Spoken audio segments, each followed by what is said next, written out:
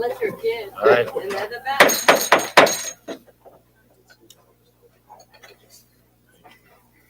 Okay. I got it.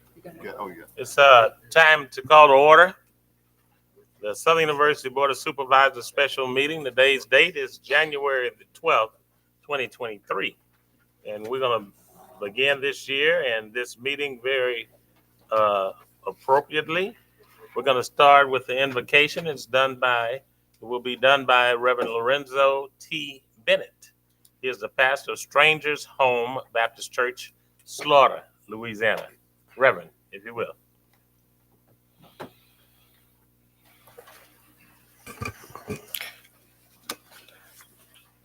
Let us look to God. Gracious Father, we thank you for bringing us together today. We thank you for dear Southern University, system president, and members of this board. Lord, we ask and invite your guidance and wisdom so that the decisions that are made are positively and positive impact on every classroom, boardroom, dorm room, as well as every locker room here at Southern. We pray for these chosen decision makers, that unity and purpose be the foundation of their collective efforts. We pray that they govern well, reasoning together and allowing their hearts to be turned like the river toward the greater good of this established institution at this appointed time. God, return extraordinary blessings for their sacrifice of service. We stand in posture of gratitude for all the students and alum that have passed this way and have been made better. Now, Jehovah God, by the close of our meeting, our desire is that Southern is blessed in the plans and future you have for her, and that you get the glory. It is in your only begotten Son, Jesus the Christ's name, we ask and pray. Amen. Amen. Amen. Thank you, Reverend. Appreciate it. Now, I think we have our Pledge of Allegiance. Vice Chairman. Good morning, everyone. Our Pledge of Allegiance this morning will be done by Bailey Lewis. Bailey is a fourth grade student at Southern University Laboratory School, where she has been since the second grade. Bailey is a member of the Southern University Laboratory Youth Cheer Squad and plays biddy basketball with the West Baton Rouge Parish Recreation Team. Bailey scored at the mastery level in ELA on LEAP in 2025 and has been 2024 and has been an honor roll student for the past 3 years. When not in school, she enjoys taking care of her dogs, riding her four-wheeler, cheering for her favorite teams, the Kittens, the Jaguars, and the Saints. She also is the niece of our very own Dr. Tracy Taylor-Jarrell. Bailey attends Union Baptist Church in Brule, Louisiana. She is the daughter of Douglas Lewis III and Jasmine Haynes, and the granddaughter of Mr. and Mrs. Douglas Lewis, Jr. Bailey, you have the floor. Good morning, Chairman Lawson, President Shields, and members of the board. And guests, please stand for the Pledge of Allegiance.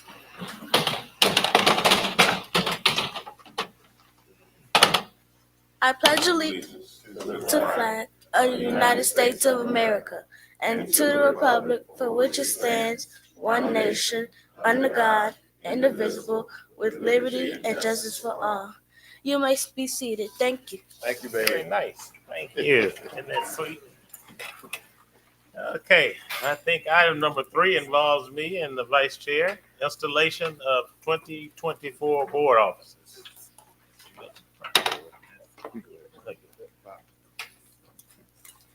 It is an honor and a pleasure to welcome the Honorable Gail Horn Ray, who took the oath of office for the Division G seat of the 19th District Court on January 12th of 2023. She provides over Criminal Section 2. Judge Ray received her elementary and secondary education in Birmingham, Alabama public schools. She later attended the University of Alabama, where she graduated in 1974 with a Bachelor of Arts degree in political science. While at the university, Judge Ray was the charter president of the Lambda Zeta chapter of Delta Sigma Theta Sorority Incorporated. Judge Ray later earned the Juris Doctorate from LSU's Law Center in 1977 and was admitted to Louisiana Bar on April 28th of 1978. She will be swearing both Myron and I in this morning. Thank you, Judge. Just wait 1 second. He's coming.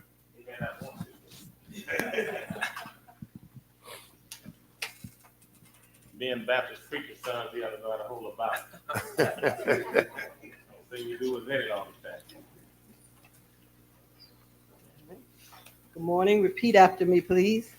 I, and state your name, I, Myron K. Lawson Sr., do solemnly swear do solemnly swear that I will support the Constitution and laws of the United States that I will support the Constitution and laws of the United States and the Constitution and laws of this state, and the Constitution and laws of this state, and that I will faithfully and impartially and that I will faithfully and impartially discharge and perform discharge and perform all of the duties incumbent upon me all the duties incumbent upon me as chairman as chairman of the Board of of Supervisors the Board of Supervisors of Southern University and Agricultural and Mechanical College, of Southern University Agriculture Mechanical College, according to the best of my ability according to the best of my ability and understanding. and understanding. So help me God. So help me God.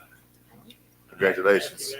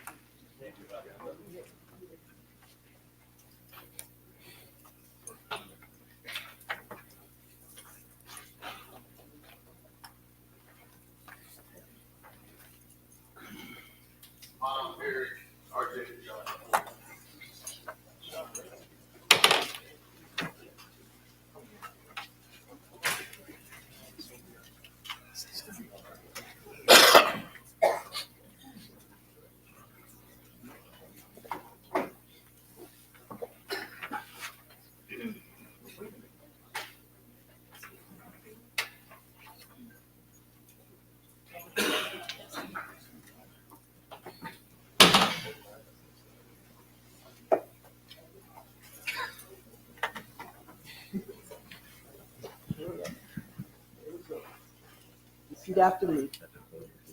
I, and state your name, I, Ronnie Whitfield, do solemnly swear do solemnly swear that I will support the Constitution that I will support the Constitution and laws of the United States and laws of the United States and the Constitution and laws of this state, and the Constitution and laws of this state, and I will faithfully and impartially and I will faithfully and impartially discharge and perform discharge and perform all of the duties incumbent on me all of the duties incumbent upon me as Vice Chair as Vice Chair of the Board of Supervisors of the Board of Supervisors of Southern University Agricultural and Mechanical College, of Southern University and Agricultural and Mechanical College, according to the best of my ability and understanding. according to the best of my abilities and understanding. So help me God. So help me God. All right, congratulations.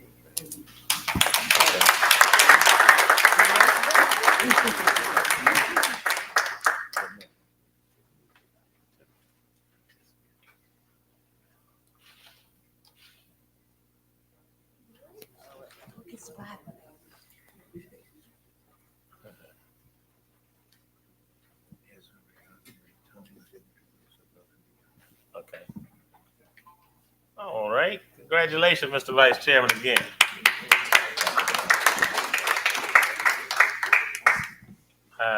Next, we have special presentations. The Above and Beyond Award. I'm going to ask that Mrs. Thomas come forth and present the recipient. Good morning, Mr. Chairman Good and morning. members of the Good board. morning. Today's recipient of the Above and Beyond Award is a very different kind of person. I would describe her as pleasant, gentle, and a kind spirit.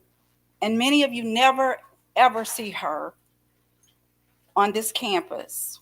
However, if she misses even one day of work, you would notice. Southern University has many dedicated, hardworking, and exceptional employees that make sure that this campus runs smoothly. Many times there are people you, of course, never see. And Miss Robbie, as we call her, has been at this university over 10 years. She reports to work daily in the afternoon to begin cleaning some of our buildings and making sure that we are business ready for the next morning. You can tell that her attention to detail, to the small details, are evidenced by the pristine condition of even our restrooms.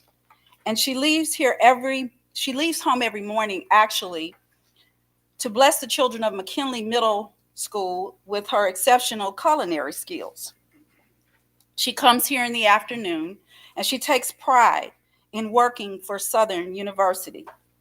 Dedicated, unrelenting, and committed are all the adjectives that her co-workers described to us when she was nominated.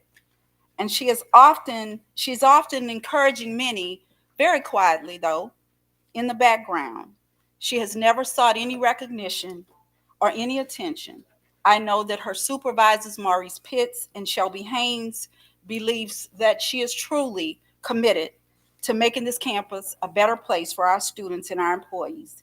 And I am honored to have been asked by Dr. Young to announce our Above and Beyond for the Baton Rouge campus. Our recipient for this month, Ms. Robin Bethley Hill.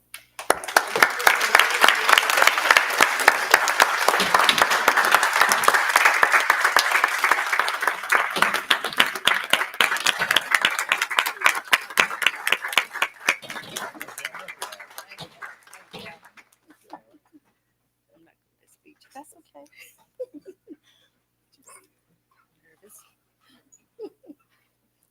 Good morning.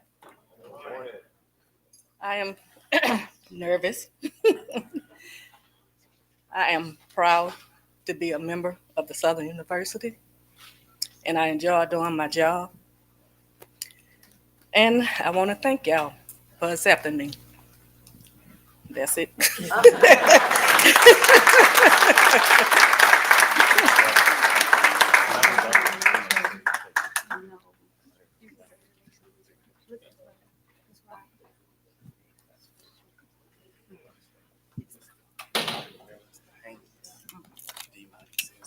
Oh, absolutely. Let the chairman recognize him.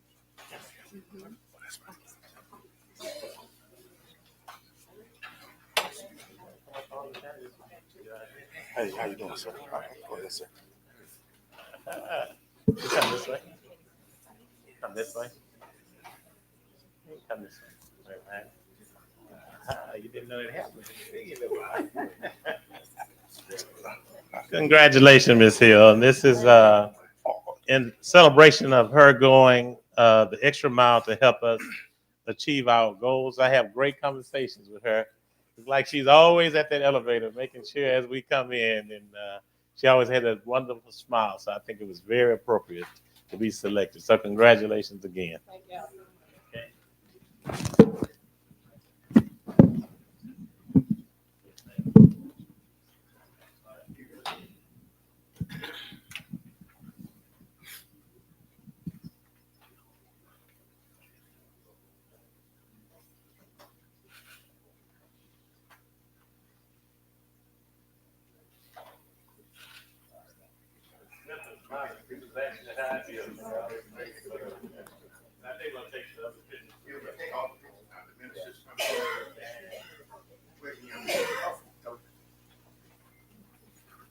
Mr. Supervisor, welcome to say something now, right? Oh, okay. Good morning. I was just want to say a couple of words of about Ms. Robin. Just her dedication, her being faithful, her doing her tasks as well. And I just want to say I'm proud of her for her receiving this award. That's all I have to say.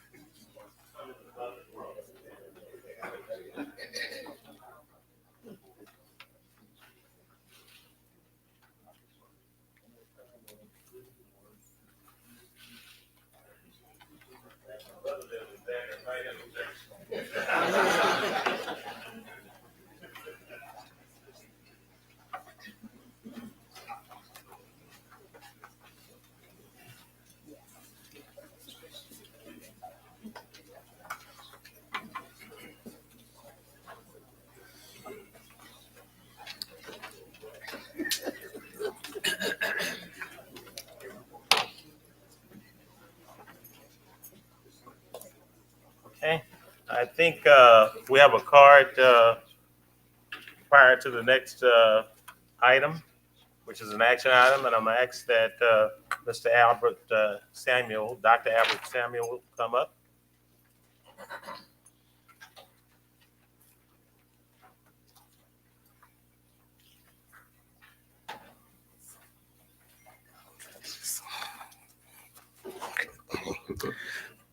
Good morning, Good morning. and good morning, and happy New Year. Same to you.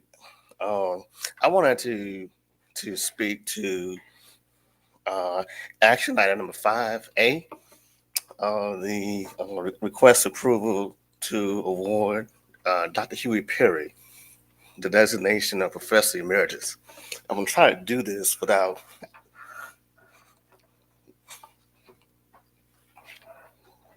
getting emotional.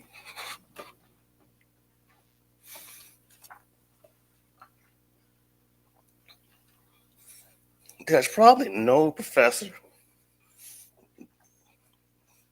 that had a bigger impact on my decision to get a PhD in political science than Huey Perry.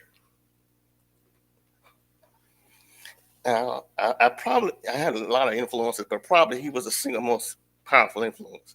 I will confess that our relationship probably didn't get out to the best start. You're kidding.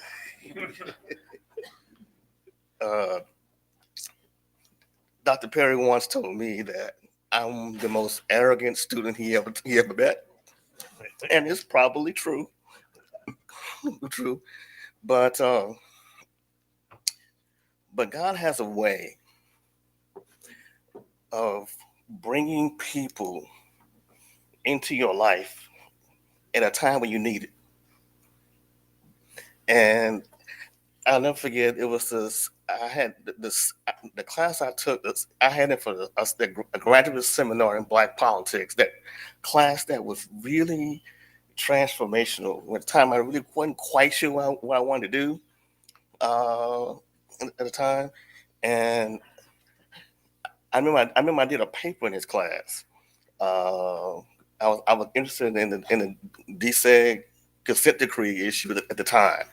And he was the one who told me, not only he told me it was a good, he said, you need to publish. And he gave me this confidence, they know that I had the stuff that it might take to be a scholar. He was a scholar. He was involved in research, and his Black politics class, really just it was just great. I'll never forget the time we came to class we hadn't read, and he just looked at us and I said, I never want to have that look ever again. And so in terms of and we've had a lot of great professors, but in terms of when I finally got to LSU with my PhD, we were ready because we had been prepared, and so I owe a lot to this man. This should have happened a long time ago. So I'm just glad to see it happen, and I support it. I support it.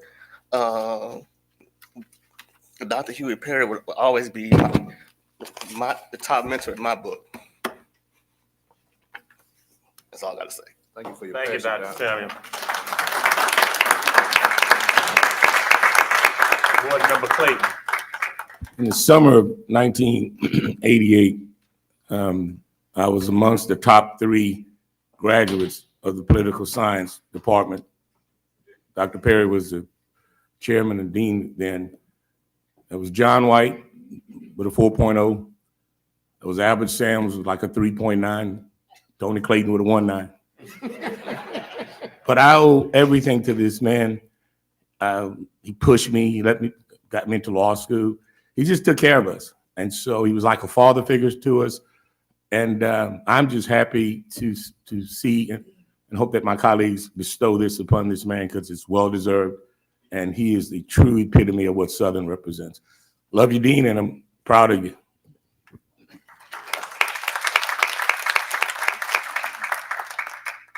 Also, have to chime in.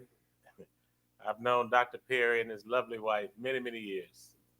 He gave me, along with Dr. Perry, the best Bayou Classic tickets I've ever gotten, including to this date. I don't know how he obtained them, but he was very resourceful. But he's probably one of the most unselfish people you will ever meet.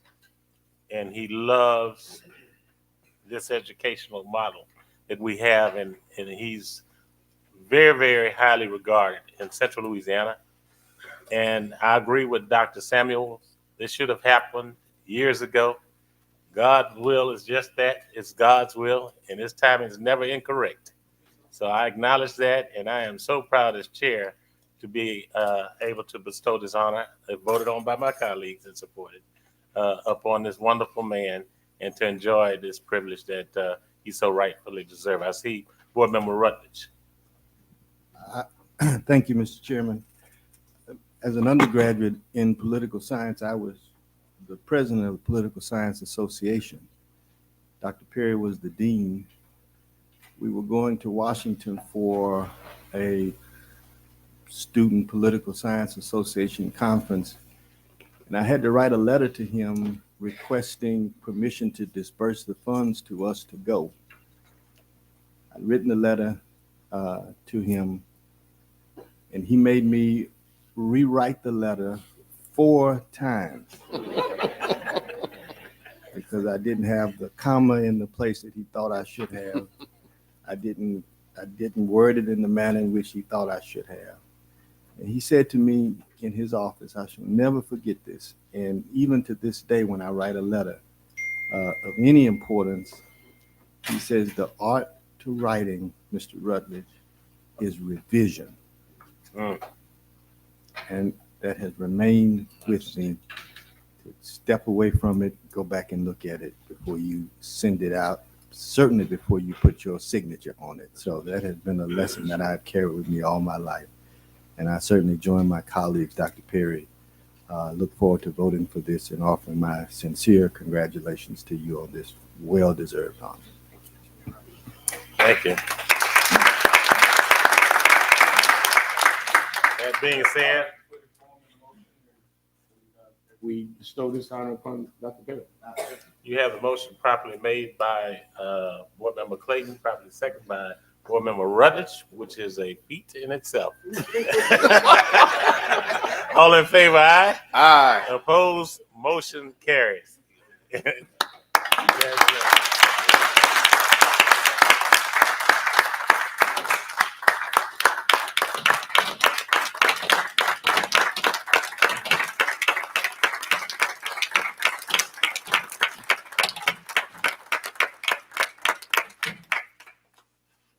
Good morning. Good morning.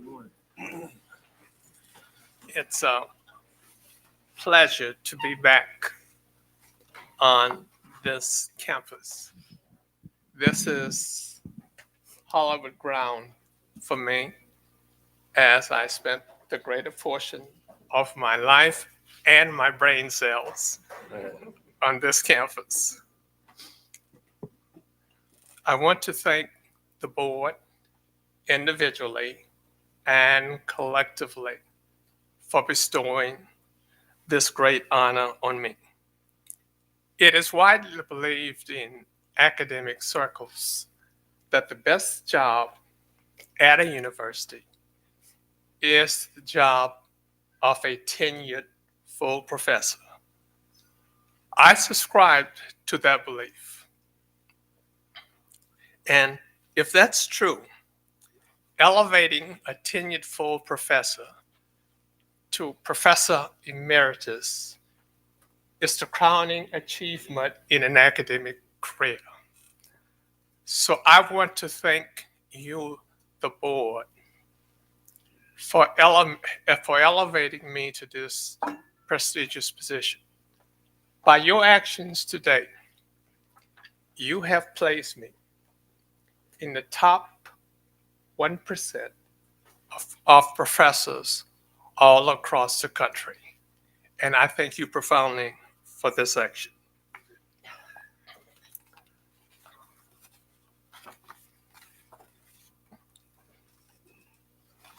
I have been blessed over the course of my academic career to have mentored some truly outstanding students. Early in my career, I served as acting chair of the Department of Political Science when Dr. Gloria Braxton was on sabbatical leave. In that position, I had the great fortune to interact with 3 outstanding students. The first of those 3 students is John White. Attorney Clayton mentioned his colleague, class of 1988. John White is the Ralph Denton Professor of Law at the University of Nevada, Las Vegas, and the former dean of the Boyd School of Law. He received his BA summa cum laude, as Attorney Clayton said, and his JD from Yale University. The next of those 3 students you've heard from today. Dr. Albert Samuels was one of our own. Dr. Samuels is the author of Separate is Separate Unequal, Black Colleges and the Challenge of Desegregation, which won the Best Book Award in its field from the American Political Science Association. As the Subway commercial says, this is a pretty big deal. And finally, the other student is one who somehow doesn't feel he fit in this category, but I'm the judge of that, and he clearly fits in the category. That's Tony Clayton. I knew early on in my interactions with Tony that he was going to be a superstar. He had an inimitable personality that just signals success. Attorney Clayton's latest accomplishment is to be appointed to the Louisiana Justice Hall of Fame. Again, another big deal, and congratulations on that honor, Attorney Clayton. I'm honored to have a few special guests here today to help me celebrate this momentous occasion. I have 4 high school classmates from the Bethune High School class of 1966. We are a very close class, and we celebrate happy occasions, and we comfort each other in sad occasions. My 4 classmates with me today are Harriet Randa, Hattie Turner, Constance Norris, and Phyllis Bonton. I'd like for them to stand, please.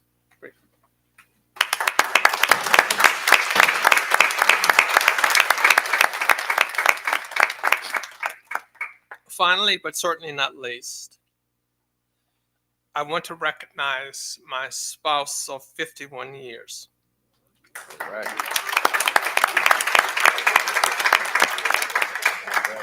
Emma is the former dean of the Southern University John B. Cade Library. I suspect that Barack Obama and I have a few things in common. But the one thing I definitely know that we have in common, we both married women smarter than me. Dean Perry has had a distinguished career in her own right, having worked at Harvard, Texas A&M, and Dillard prior to leading the John B. Cade Library. In closing, this day is not just for me. It is for my extended family, and indeed is for my progeny. Members of my family will be to look back 50 years from today, 100 years from today, to see that the Southern University Board of Supervisors elevated me to the distinguished position of Professor Emeritus, for which I thank you from the bottom of my heart. Thank you.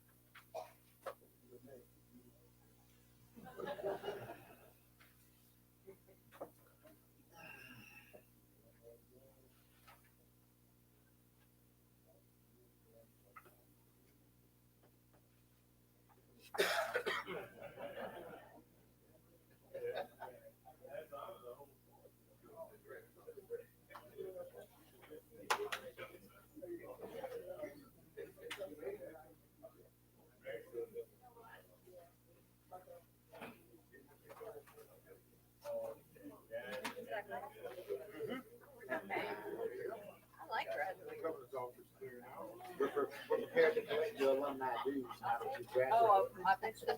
You'll be the president too.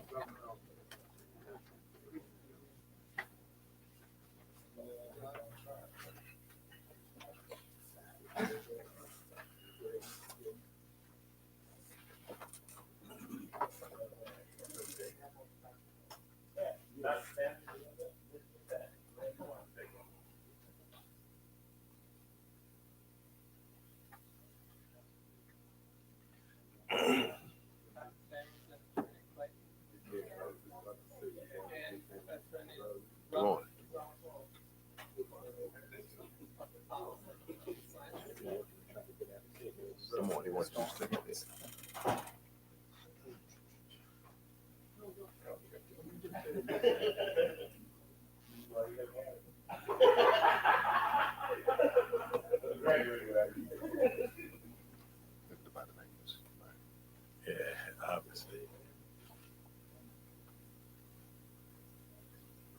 That's unfortunate. Dr. Nate. That to the preacher. He's there?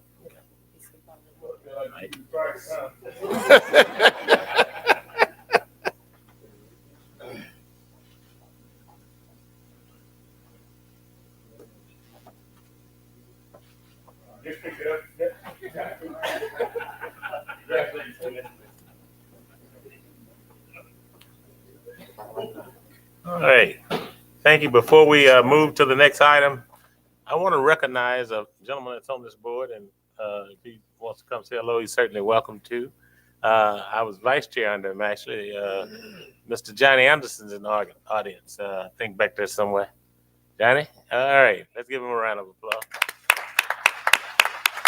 Thank you for coming. And we have another young man. This is good to see the fruits of your labor. That is going to join us as a student. Mr. Ike Ennis, are you in the room? Ask him to stand up, and you're welcome to say hello if you want to. You're welcome to say hello if you'd like to. And you may be able to figure out where he's from. This is the efforts of the board that helped make this happen. Go ahead. Good morning. Good morning, everyone. Good morning. As stated, my name is Ike Innes, and I am both humbled and privileged to be a part of this institution. I feel privileged to be among such distinguished persons, and being the prospective student, I'll be doing a PhD in philosophy, specializing in urban forestry. And I would like to thank the board specifically for signing a memorandum of understanding with the tiny island of St. Kitts and Nevis. And I'm the product of that memorandum of understanding. So as I go forward, I would like to say that I'm hoping to bring ideas, and when I leave an imprint so that persons following me can be able to adjust and can be able to leave much better than they came. So I would like to thank you all very much for this opportunity, and I will strive to do my best. Thank you. Thank you.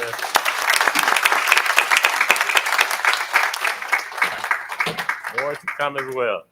Okay, I think we can now go to item number 6, that motion. So move. Move, properly second. Okay, item number, on favor, aye. Opposed, motion carries.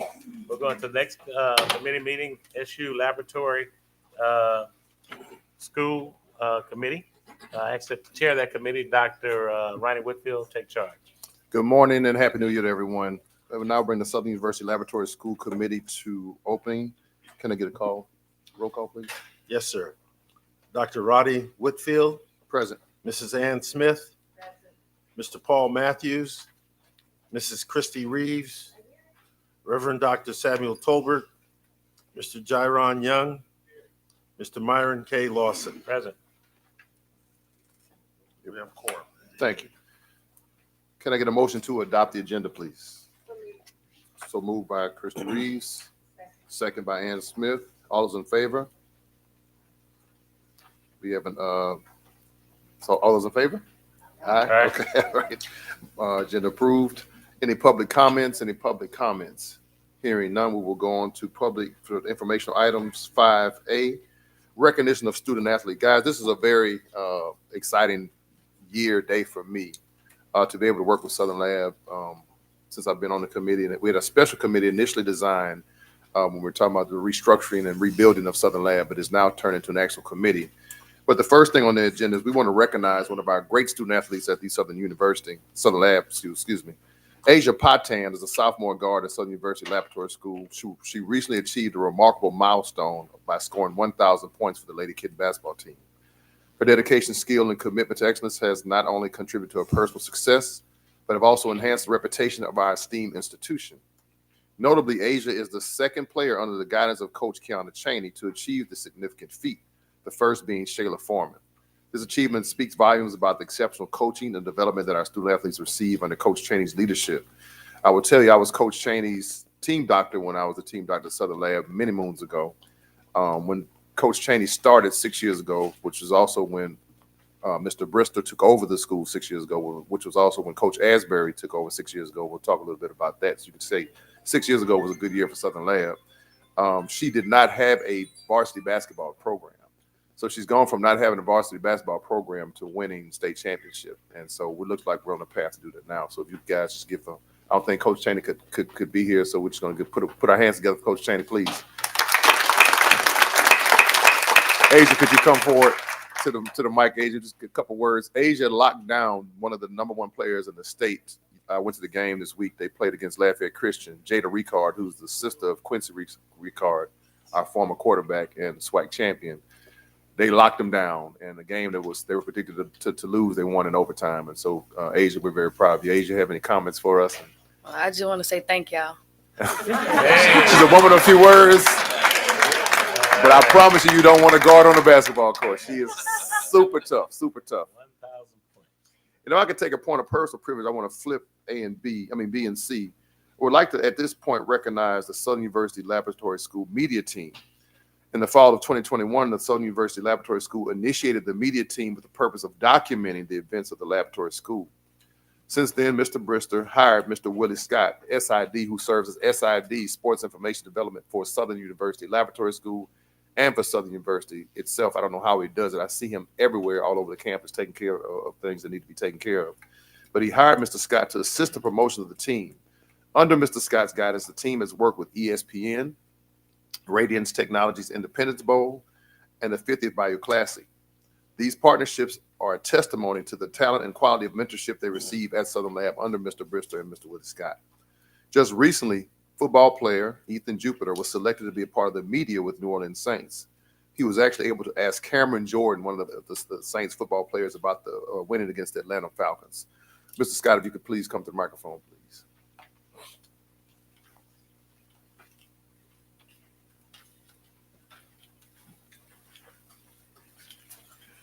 Thank you, Vice Chair. Chairman Lawson, President Shields, it's really not about me.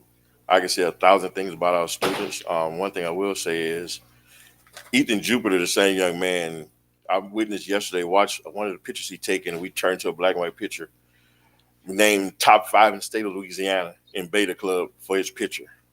But it's not about me. It's about these kids here. This is some of my students. I got other students at Beta Convention right now. But I have a senior, Kiana Jackson, is going to tell you guys a couple of words about the class. And if anyone came to any Southern University Laboratory football game this past football season, anything you saw on the Jumbotron was done by this young man right here, 8th grader, Kalen Williams. Kiana. What's up, y'all? Good morning. As you know, I am currently a senior at Southern Lab. And I would like to say my experience within the kid media has been wonderful. We have gained so many different learning experiences, and we have attended many different events as well that has contributed to our learning that is here now today. And I would like to thank our great teacher as well as my teammates as well, because we would not have been able to get through this, because in the beginning, it was pretty tough, but we have learned together to thrive, and I think that has been great for all of us. Thank you. Thank you. Good morning. This year, me and a couple of other 8th grade students, we were able to work at the 50th Annual Bayou Classic as the first ever junior runners. And this gave us a whole new way, just not being fans at the game, but actually having a part in the game, and for us to see how organization and everything else really plays a big part in the game. One person that we would like to thank is Mr. Willie, because without him, none of this would have happened. And thank you. Thank you. I don't know if you guys fully understand. These young people did all the statistics for the Bayou Classic, and we're talking about some 8th graders. So they're getting some real time experience, and very, very proud of you guys. Y'all continue working hard. They are also helping me after talking to legal Tony, so I'm good with what I'm doing. They were helping me with the media campaign for my book, RJ Did It. So they're doing all the rollouts for that. We're gonna have a pizza party next week and a music video launch that I shot at Southern Lab with the students. So thank you guys so much for what you're doing and all your hard work and effort. I've been practicing almost 30 years. You hired 8th graders? 8th graders, yes, sir, Tony. I knew it was coming. And last but not least, there's so much that I could talk about the academic achievements of the school, where Mr. Brister has taken them from enrollment of just a little bit over 200 to close to 500. The virtual that school. deserves a round of applause right now. The virtual school is going crazy. I mean, we are just doing some great things over at Southern Lab. But as you know, one of the things they pride themselves in is championships. And again, our girls basketball team is winning, and we're predicting they'll win another one. But we have a group of young men here who I just want to tell you a little bit about. And that is the Southern University football team. And it is with immense pride and enthusiasm that I extend my heartfelt congratulations to the Southern University Laboratory School football team for their outstanding achievement in winning the LHSAA Division IV state championship. The team's remarkable victory, not just against Washington Christian, but Riverside. They said that Washington Christian was a state championship game, but I mean, the state championship game was unremarkable. I now call them the cardiac kids. I was screaming at the screen. I couldn't make it to the game, but I was in the office watching the game. It was just amazing.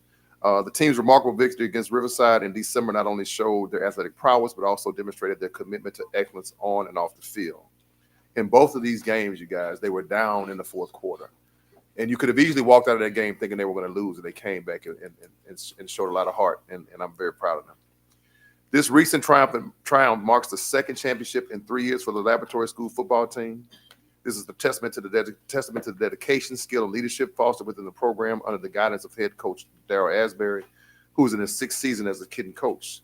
Coach Asbury is 35-6 since he's been at Southern, 2 state championships in the past 3 seasons, and he also has a son who plays on the team, showing his commitment to the Southern University Laboratory School. So, Coach Asbury, if you could come forward, please, and bring a couple of players. Could y'all guys just put your hands together? This is an amazing accomplishment.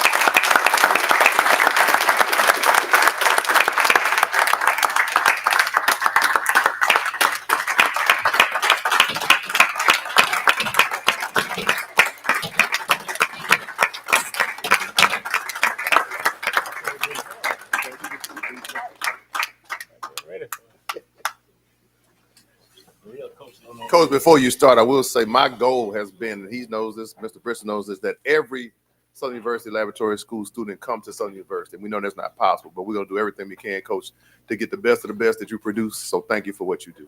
Thank you. And thank you all for having us. To my director, for giving us everything we need. To my athletic director, with the strong support and the strong support from you all. We really appreciate it. I do agree with what you said about my students coming to Southern University, because these young men behind me, he's been offered already by Florida A&M, Alabama State, Grambling State, and this is just a 10th grader, senior quarterback, unbelievable kid. He's gonna close this thing out, because I wouldn't be where I am without these guys. Yes, sir. Remarkable season.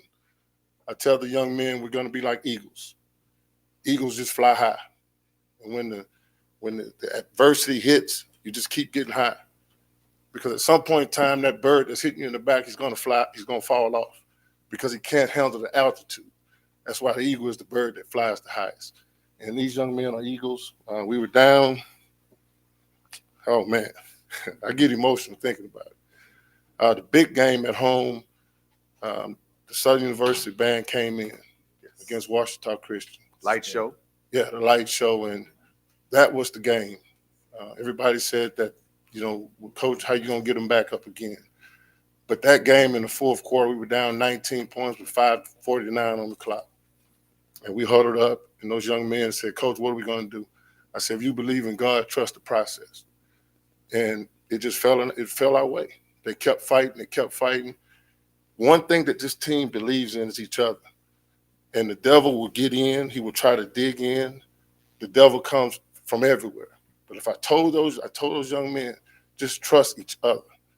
And they did that, and the rest is history. And we brought the championship home. Yes, you did. But I want to let Marlon Brown come up and say a few words. First, I want to thank y'all for having me. Second, a little bit about the season. It was tough. It's never easy winning a state championship, but with a leader like Coach Asbury and our coaching staff, it's possible. And just want to thank them, Mr. Bristol, and that's pretty much it. Thank y'all. All right, thank you.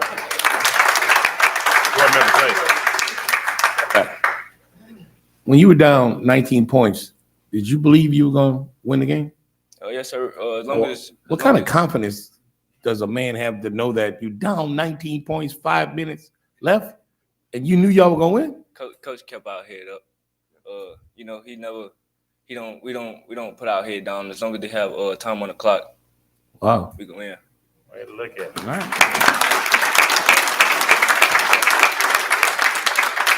Board member Smith, then board member Rutledge.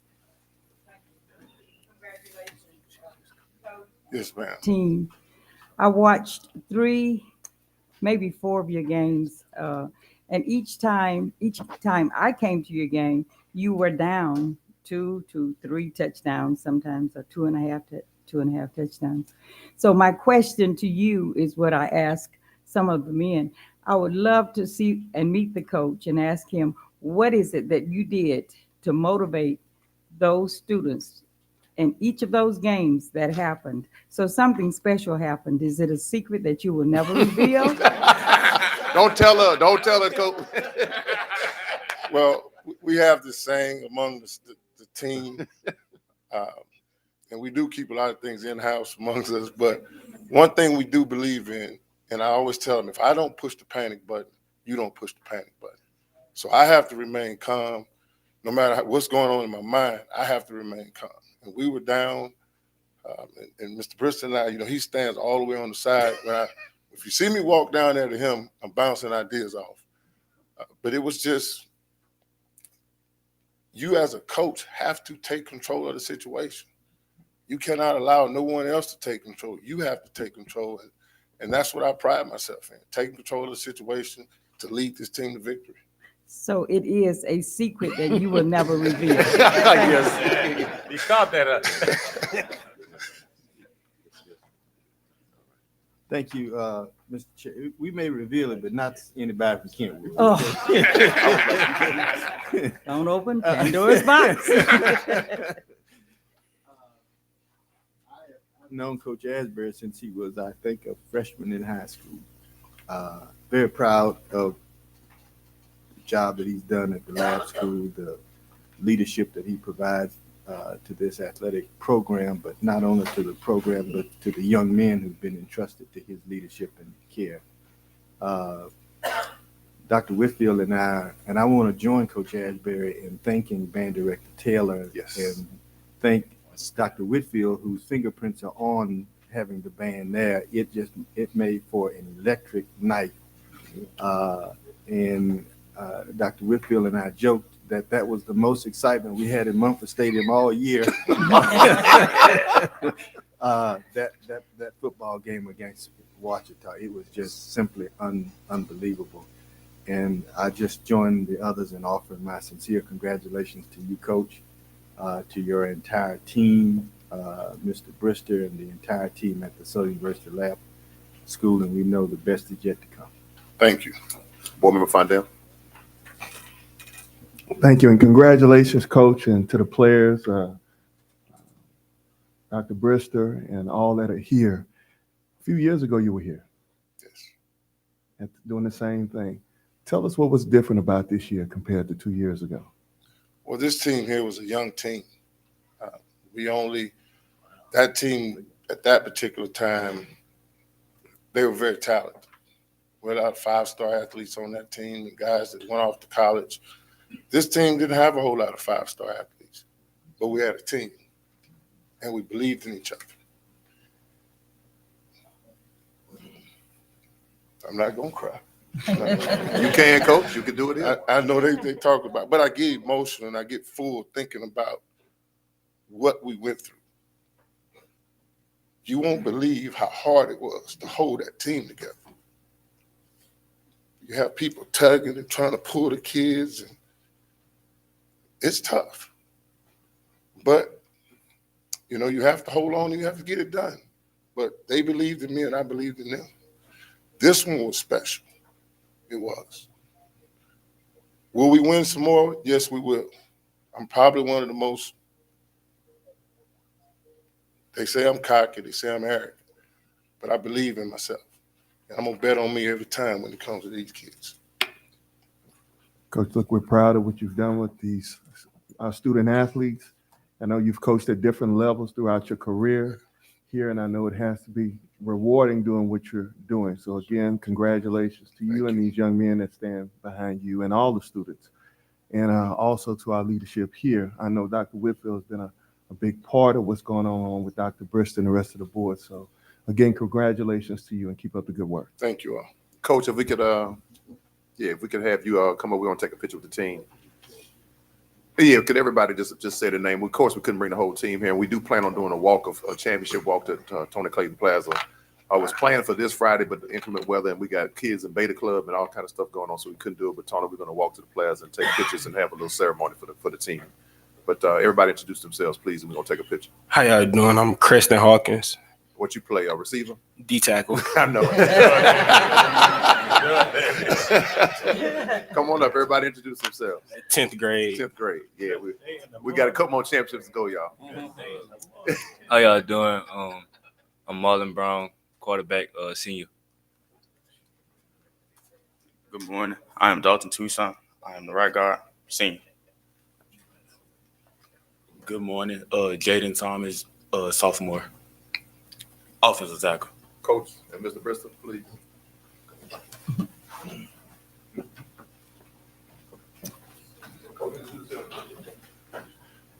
Thomas Salisbury, offensive line coach, athletic director.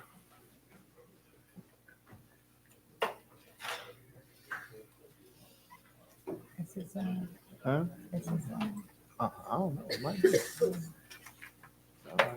Look like.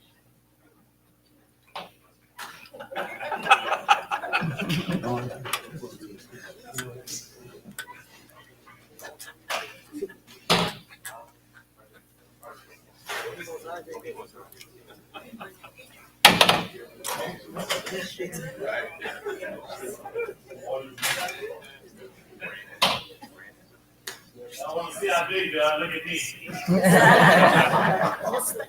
Like RJ playing. Good morning.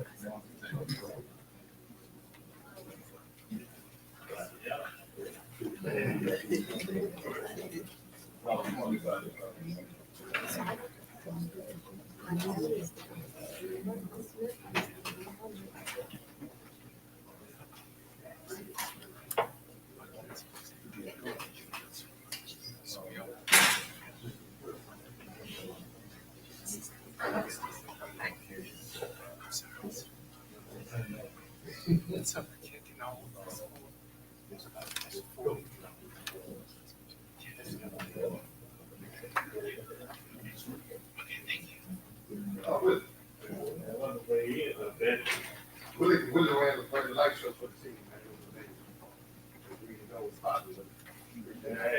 I know what you do. Y'all have not seen the light show for the stadium. Mr. Bristol.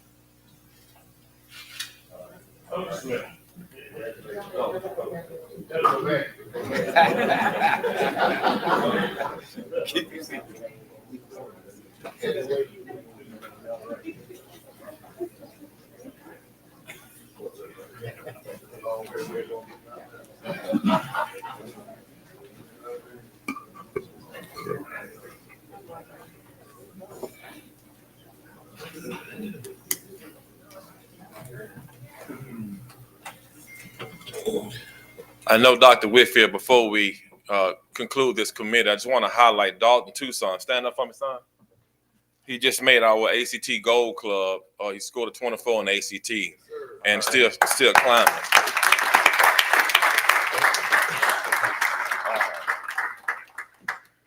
You know, I'm dying to be out of the school right now. I'm ready to get back in the classroom. I got to get my kids back in the class. We're 60 days out from the ACT. And Coach Asbury, you're 335 days away from the next state championship game. No pressure. There you go. No pressure. No pressure. Thank you. Yes, sir. I just want to ask, I want Mr. Brister and Coach Asbury to hear this. I know Dr. Whitfield and I have called and pushed the envelope, but we want to make certain, Mr. President, that we make this lab school a priority within the context of the Baton Rouge landmass. And I will just tell you, sometimes they've got to fight for access to facilities. We know on the drawing board, there's a new school that's going to be built. Hopefully there'll be athletic facilities included in that. But they don't have the best of facilities over there, and they desperately need them.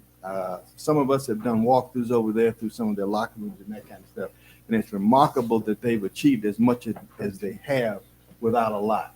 And so to the extent that we can support them, because they're doing wonderful things, I want to make certain that they feel as much a part of this campus, because they are, as humanly possible. And I know Dr. Whitfield joins me. Same sentiments. Oh, absolutely. The new lab school is the top priority on our fiscal capital projects plan moving forward. We're trying to get that fully funded out of this legislative session. Awesome. Awesome. Thank you. In other comments, guys, I really appreciate y'all allowing me this time. We don't celebrate these young people enough, so this was a very special moment for me. At the beginning of the year, we're starting off on a bang. Southern Lab, congratulations. Coach Asbury, Mr. Brister, thank you for what you're doing. Coach Salisbury, Willie Scott, I can't thank you guys enough. If there's no other business, I move for adjournment. I do want to make sure the next agenda, we're going to talk about NIL. I don't know everything I need to know, but I do know it's impacting our schools, and I want to have some frank discussions on that. Well, I'll say to that, again, Attorney Clayton, can't thank you enough. Attorney Clayton offered $15,000 to the basketball team, to Coach Love, to Coach Kevin, to any player that he thought deserved it as an NIL offer. We just don't have enough income to compete with a lot of these schools. So, Tony, thank you for doing that. A lot of people, he doesn't like me to say those things, but I have to.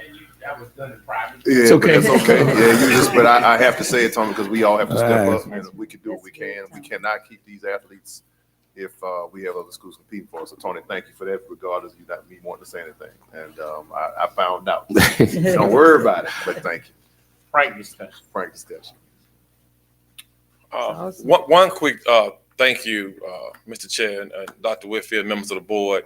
I know I often pick up the phone and make phone calls, sending emails all hours of the night to your staff, President Shields, and members of your team. I just want to take a moment to thank all of those individuals from the third floor, HR, purchasing, all of those departments, because at the end of the day, we're here for students, and they work tirelessly to make sure we get what we need when I pick up the phone and ask. So I just want to take a moment to say thank you to those individuals. Thank you.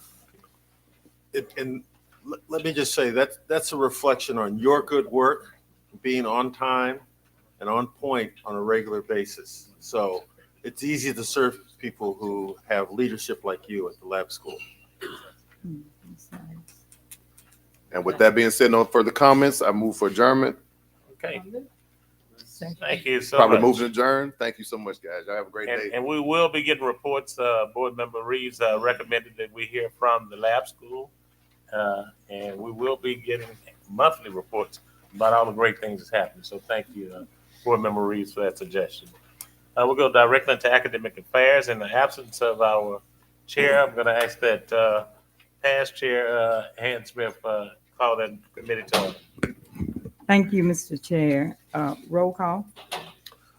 Dr. Leon Tarver II, Mr. Sam Gilliam, Attorney Tony Clayton, Mrs. Maple Gaines, Mrs. Ann Smith, Present. Dr. Orlando Williams, Mr. Myron K. Lawson. Present. We have a quorum. Thank you. A motion to adopt the agenda, please. It has been moved and second. It has been moved and second that the agenda be adopted. All in favor? All right. Any opposition? Motion carries. Public comments, I have none. Action item A, request approval of the Masters of Social Work Program, 100% online, Southern University of New Orleans. So moved. It has been moved and second. Any opposition? Motion carries. Informational items. I'm going to ask that Chancellor John Pierre, if you will give us an update on the enrollment management on boarding for the 2024 spring semester. Good morning and Happy New Year. Thank you, Mrs. Smith. Today, Dr. Anthony Jackson will do a presentation on what we've been doing in enrollment management and what we are working on in the spring semester, and to also kind of give you a perspective of some of the numbers we have related to what our fall enrollment looked like, and then to talk about some of the challenges that we see going forward so that we can be prepared to do the things that we need to do to be very, very successful. And, we know that it was a very hectic fall semester and a lot of things moving around. And we wanted to kind of give you that update so that you could have an idea of where we are and where we want to go. Dr. Jackson. Good morning, board members, President, Chairman Lawson. Happy New Year to you. How you doing today? Good. Happy New Year. Great. All right. I'm going to just go over real quickly.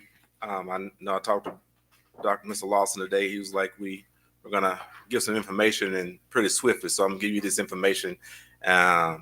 This is the fall Jaguar numbers for Southern University and A&M College. The total enrollment, we had 7,386 students total enrolled. And what I did here is I wanted to make sure I give you guys an overview of where we are, what we have, the top majors. The top major for this semester with the number enrolled was nursing. So from there, we went to the graduate program, how many we enrolled in graduate.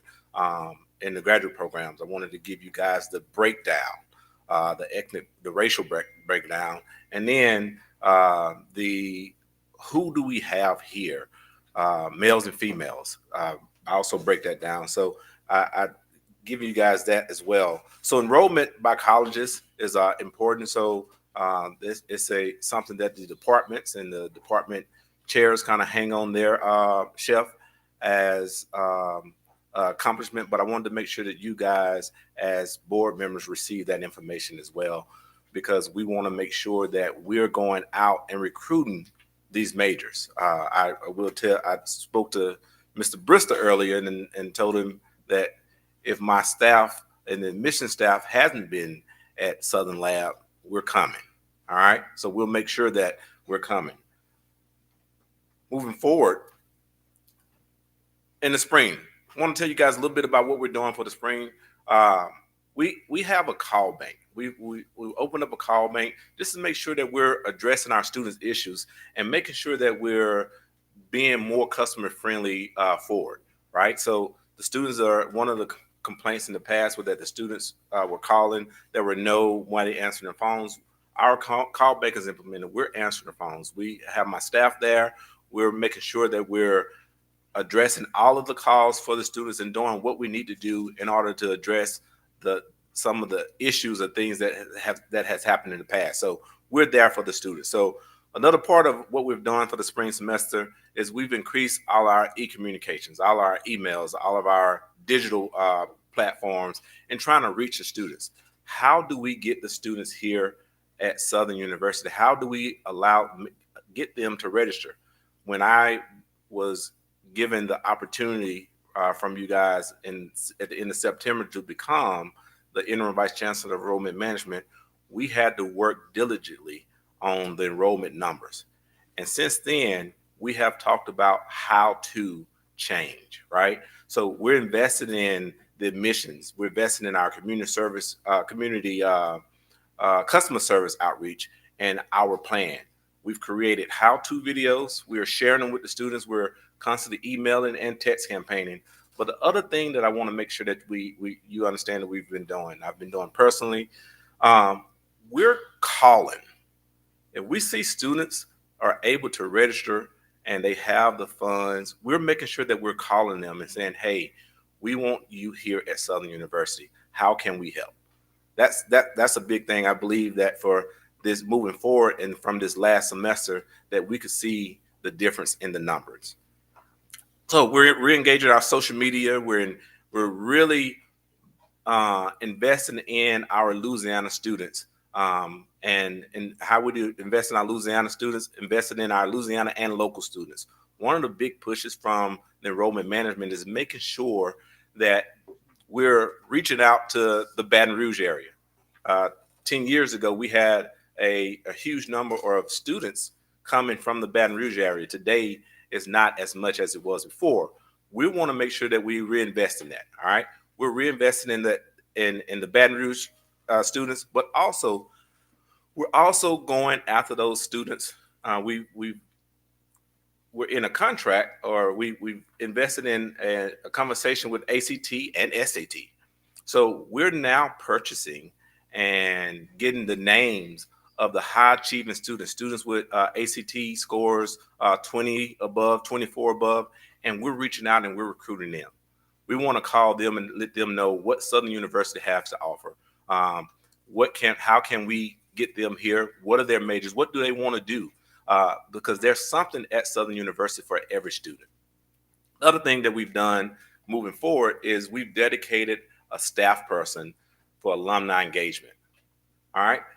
We want to make sure that our alums know that we want their help. But also, their stories are the ones that, as we go out for these recruitment trips, that they're telling their stories.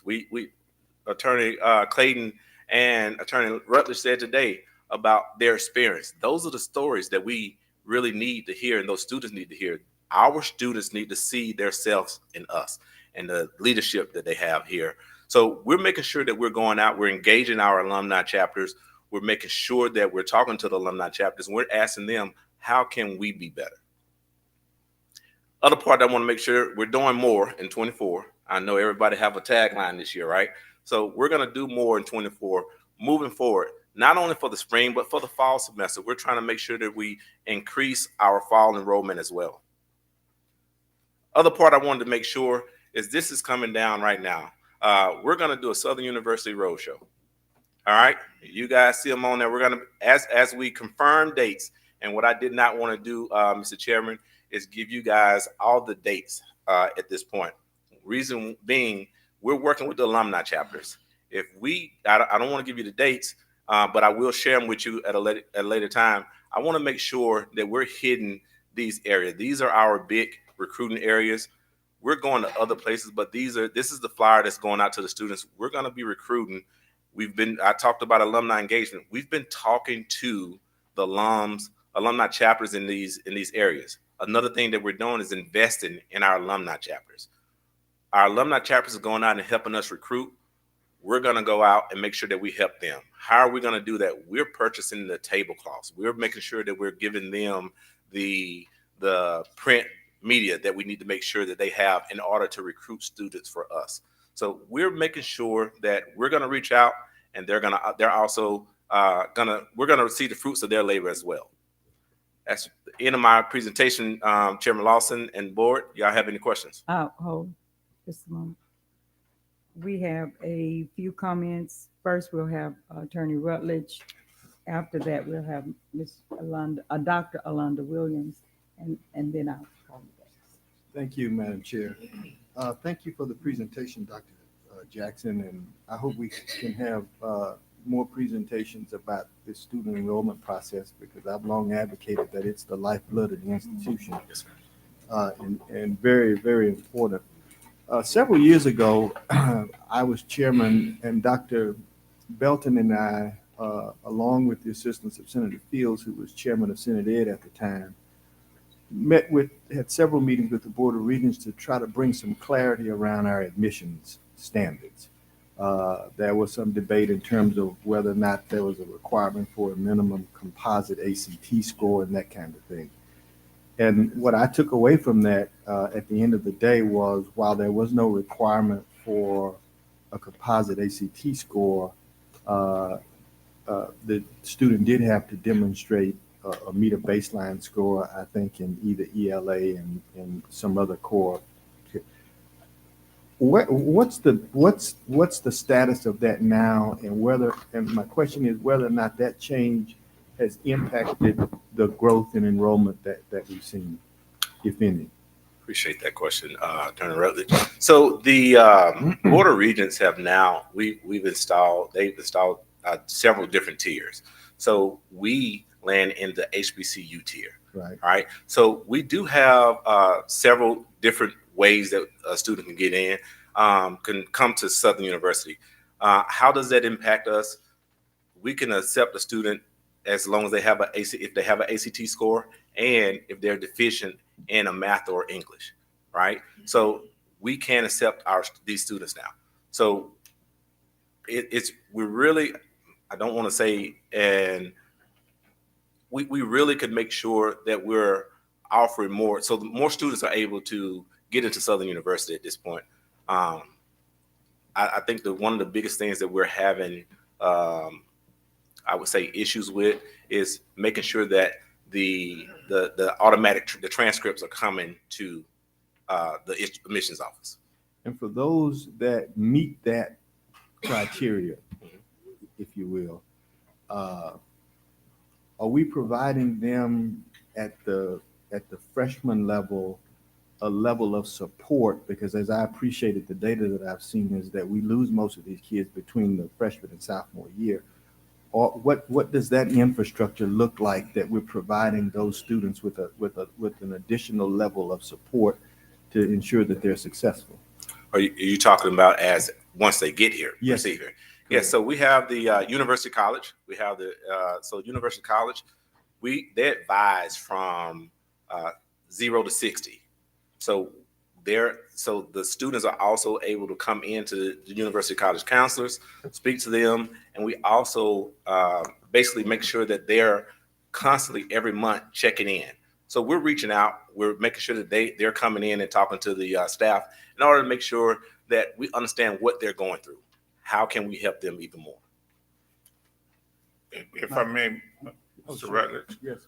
The other thing too that I just have observed in the time that I've been is that what we have not done in the past that we're really working on now is having a laser focus on the comprehensive resources we have to essentially intercede or intervene with respect to that drop off from freshman to sophomore years. We certainly have to improve our retention rate. In fact, we had a meeting Tuesday to look at the number of freshmen that had a GPA of under 2.0 and try to figure out how many of them could we get at 2.0 and above in the springs by the end of the spring semester so that we would not lose them. And this is a critical piece, because the critical point that I guess I want to emphasize is we have to, on the front end, work our admissions process. I did not like some of the things we were doing. We made some changes about that personal contact, about knowing where our students are coming from an ACT perspective. Because what we were doing is we were leaving students that wanted to come to Southern, that had higher ACTs, that could qualify for TOPS. Again, this is all about that financial, what's that right mix? We certainly want to be the school of access and opportunity. And we want to deal with those students that don't have that 20 or above. So now what we have to do is we have to use a multitude of strategies to get that right mix. Because what we believe is that we can be the transformational institution for those students. And so it requires a lot of hard work. And we had that meeting on Tuesday. And I'm going to give you some numbers.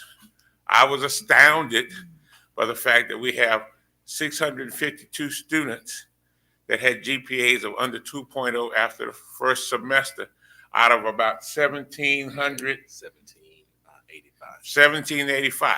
So that's over a third. That's almost 40%. And we've got, and our goal is we're going to cut into that number. And my goal with the deans and the chairs and everybody involved is that we're going to cut that number to about 300. That, you know, because there's some with the GPAs that we have to admit we're not going to get them there. But those that we can, we're going to put an all-out effort, because if we can reduce the attrition rate, okay, we can help build that fall enrollment. Because what we do is we have a high fall enrollment, then we have an extreme drop-off because we're graduating more students. If you notice, in the December 15th commencement, we had almost 600 students. When I looked out into the crowd, I was astounded. I sat through it. And that's the mid-year commencement, okay? Right. So if we can do that for the mid-year commencement, think about what could happen in May. So if we start doing that, if we do that, we improve that first year retention, the second year, keep going, then we improve the 4-year graduation rate, the 5 and 6 year graduation rate. That's the process to success. Okay? And that's what we've been working on. And I guess the larger point, thank you for that, Chancellor Pierre, Dr. Jackson, is I think that we ought to become an institution of choice, right? First and foremost. Yes. But secondly, we ought to be an institution of access and opportunity for the Des Moines Rutledges of the world. Unlike Dr. Whitfield, I didn't come here with a 35 on the ACT and a 4.0. Okay. All right. But the university took me in the condition in which it found me. I guess the university college is the equivalent to the old junior division. Yes. Is that what that is? Yes. Okay. And dusted me off and did the best it could to make something out of me. All right. I don't think I've done so bad, but I want other young men and women of every description, not only in this, throughout this state, but country, to have a similar opportunity. And I understand that the master plan for higher education, as originally intended, was to send a lot of those kids to community colleges, but the data showed that the overall majority of them that attended community colleges did not matriculate to a baccalaureate degree granting institution and gain a degree. And so you got a better shot of getting a degree, even though you may have some challenges when you get here, if you can wrap around them the services and provide them with the kind of support and infrastructure to hopefully give them an opportunity to be successful. My last question is, because I could talk about this for an hour, but my last question is, I'm gonna make you king for a day. Okay. And if you could have 3 things that you don't currently have to make this space more successful, what would they be? So I would step back. If I didn't say money, not for me, but for my team, right? Money's the solution. What's the problem? Right? Hey, look, so I think one thing that we have to all realize is that invest in our staff is one of the most important now, this things. Is your opportunity, so I want you to be very specific. I'm going to ask the question again. You came for a day. If you could have 3 specific things that you do not currently have in your toolbox, that would make this space and process more successful, that at the end of the day would turn this 7,000 into 10,000, what would those three things be? I would again say more staff, All right. Increase of pay of the staff, right? But the other thing I would say is more scholarship funds in order to make sure that we can offer those students with high GPA, high ACTs, more scholarships in order to allow them to matriculate through our process. All right. That was two. That was two. It was three, wasn't it? It was three. Well, I lumped the staff and the pay all in together. And the other one would be additional technology. Thank you. Thank you, Madam. Thank you. At this point, now we will hear from Dr. Alonzo. Madam Chair, I think the president wanted to. Oh, I'm sorry. I'm sorry. That's a fabulous question. I think support for the summer bridge program is extraordinarily important. We need to meet these students where they are. We know that 60 to 70% of them are Pell eligible. You know that many of them are the first generation in their family to go to college. They don't know what this is about. Giving them the early start, I hope by February to be able to present to you the data from last summer's Jaguar Success Academy that will show dramatically what impact that program had on them. But that's a very important piece, that we meet these students and get them early access to the curriculum so they can take math and English that will lighten their load later, but also introduce them to the full array of support programs that we have in place. The other thing is, and I met with the regents and the administration yesterday, we have to acknowledge that so many of our students come with high need, that even though they're Pell eligible, and for most of them, we can top up their aid and cover their tuition and fees, that's still less than half the full cost of matriculating. And many of these students are reluctant to borrow, and they work 20 and 30 hours a week to meet their expenses. We need to be able to take care of those students in a way that they can focus fully on their studies. So I would add that. I got a couple more, but that's it. Thank you. Thank you. Dr. Williams? Thank you for that presentation as well. But I do have a question. Do you use the Common app and the Black Common app? We do. We use both of the Common Black app and the Common app. What we're working on our processes now is we've bought a CRM system, which is Slate. Slate is a admission system that would allow us to actually bring all of that information into the system. And where in the past we were actually manually putting that information in, now we're gonna make sure that it's automated. And so we do check it often. Yes. So I had 3 students that went on it and they could not find Southern, one of which is my little nephew that's trying to come. And so I just had that question and I said I would ask because I thought that in the past it was said that it was on there, but it didn't see it.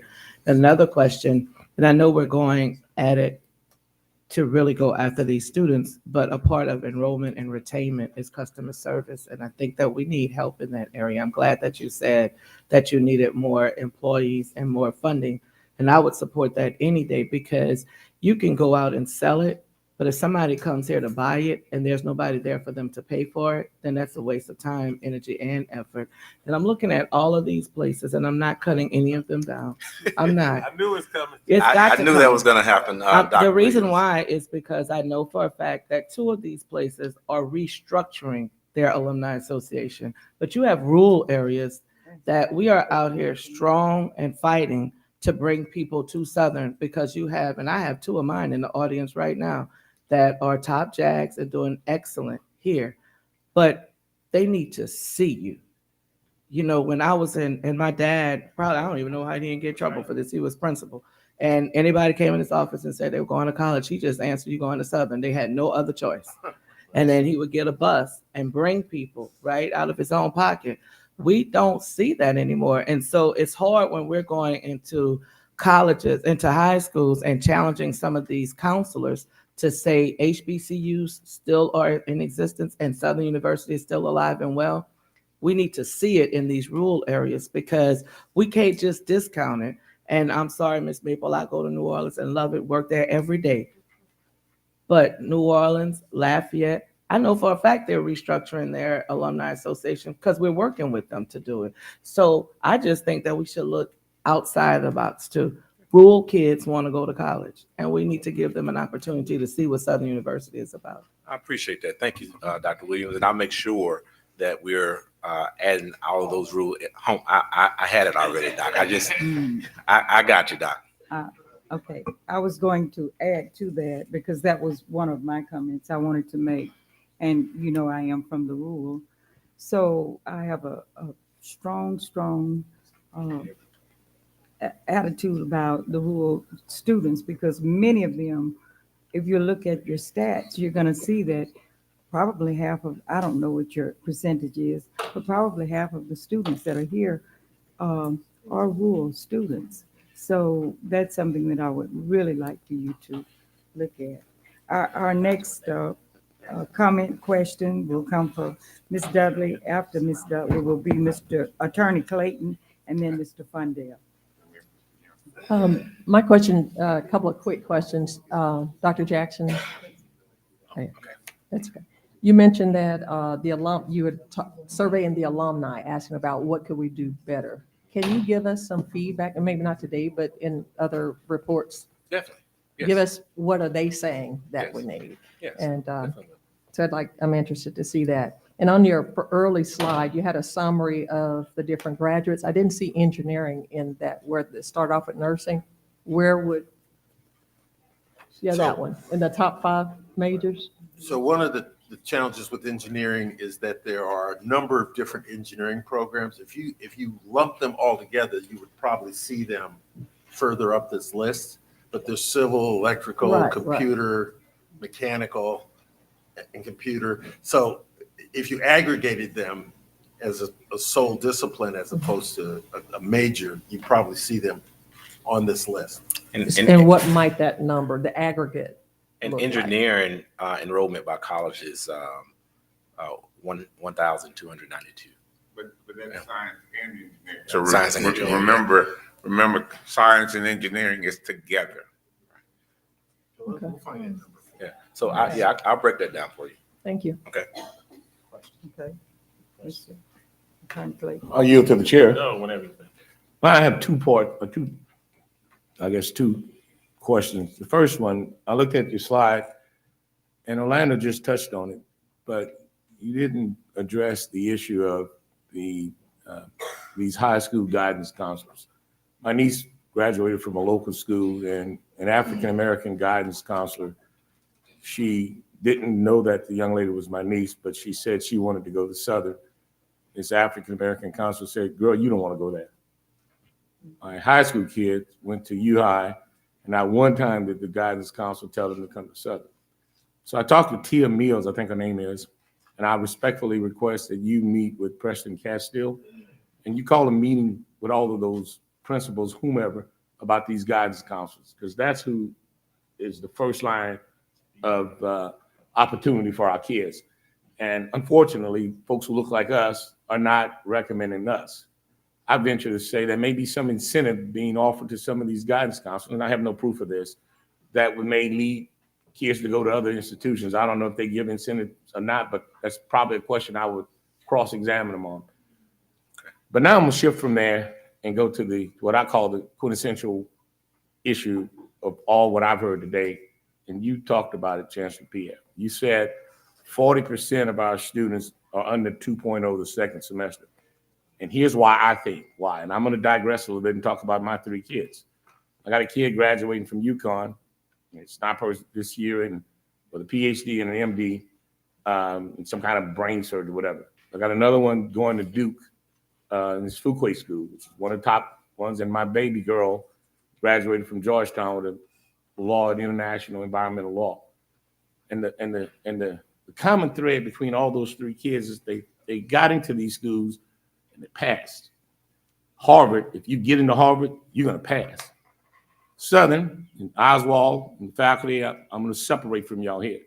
You got a bunch of adjunct professors who's trying to prove themselves, and they'll take a young Tony Clayton and give me a D in freshman seminar, or you hard on me and you work and you flunking these kids out, so they might come here on a $9,000 Pell Grant or whatever.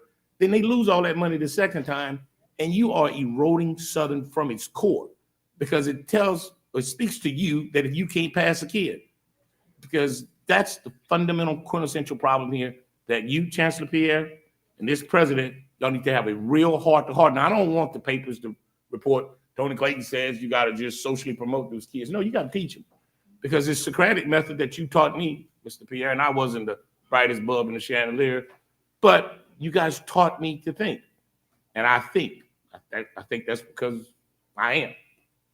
It's kind of sophisticated, but the point is, y'all have to go have a conversation. And I've asked you, Mr. Chair, for many retreats, because we got to be able to go behind closed doors and talk, Mr. President, because the faculty, wherever you came from, I'm sure the retention rate and graduation rate is a little higher than here.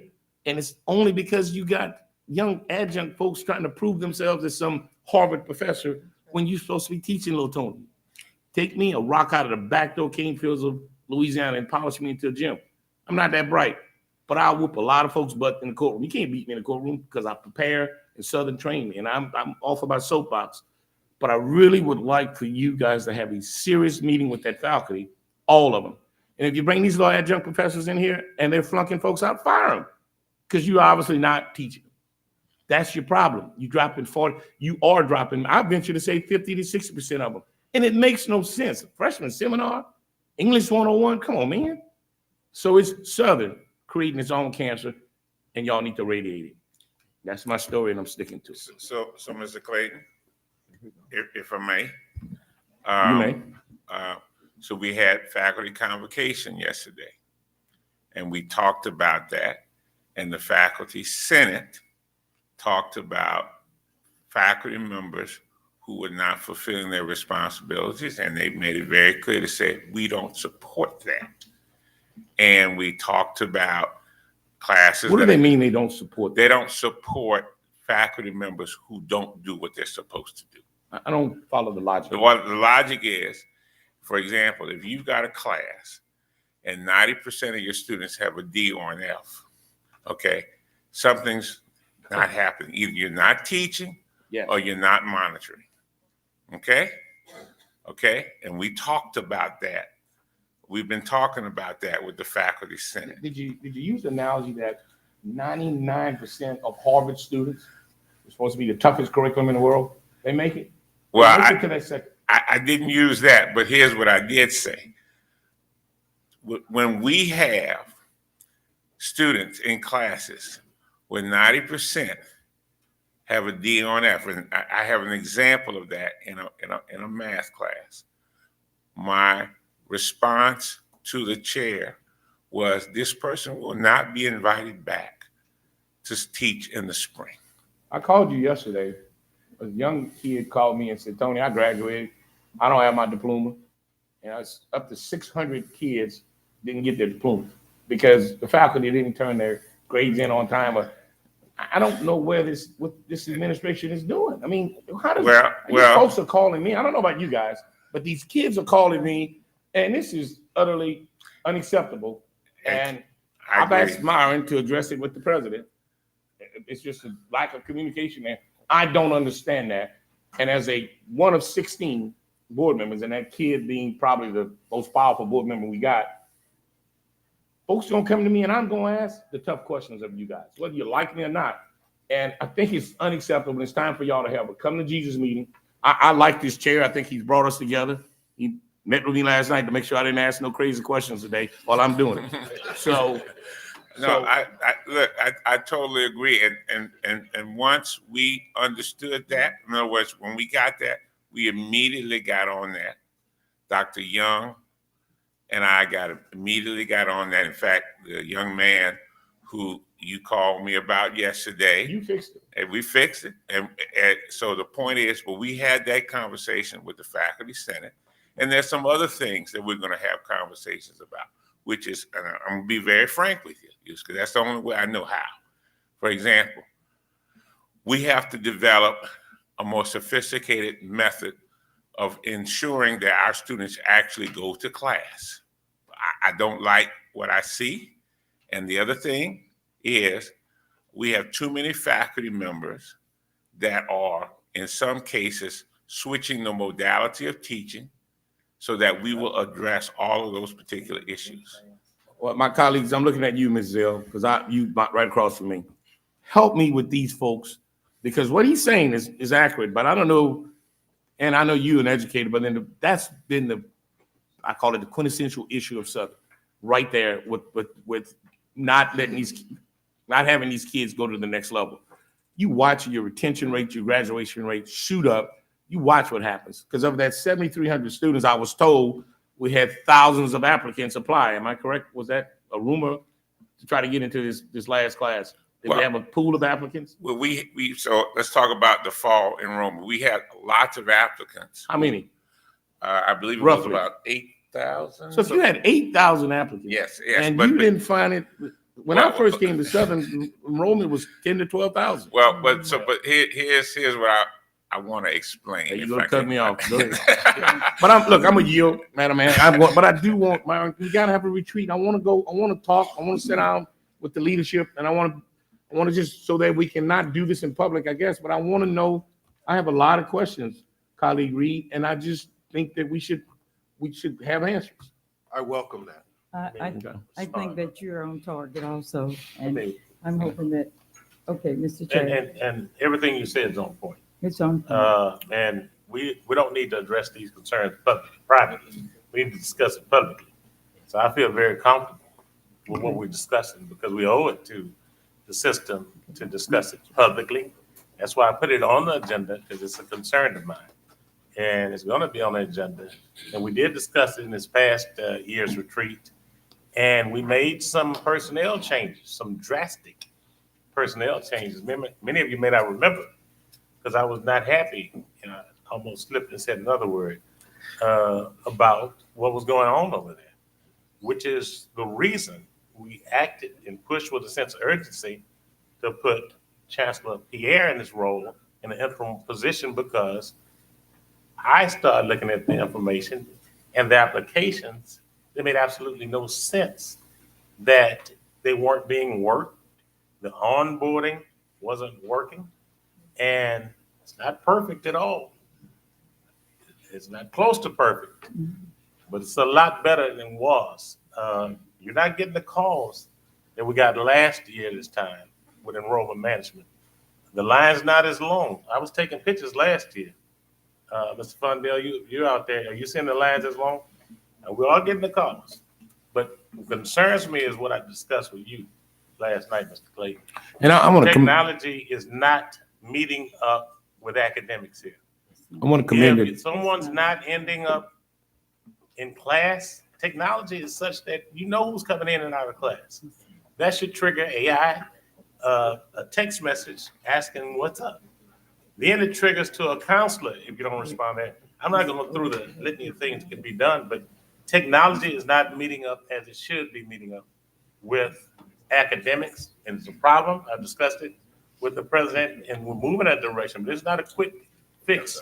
But we have to be deliberate. And one of the challenges we're having, this board, and we're starting to do it, we've got to invest some money in correcting this problem with technology. We've got to put some money over there with Ms. Merrick, I've said it clearly, to promote our system. I mean, you go around the state, you see billboards up with other universities all around the state. So we have to be deliberate. We've got to deal with the technology that's going to drive us to retention goals being met. So I don't disagree with anything you said, Mr. Clayton. I want to commend you. Last night, Dr. McMeans, myself, and the chair, we met, and we talked about AI.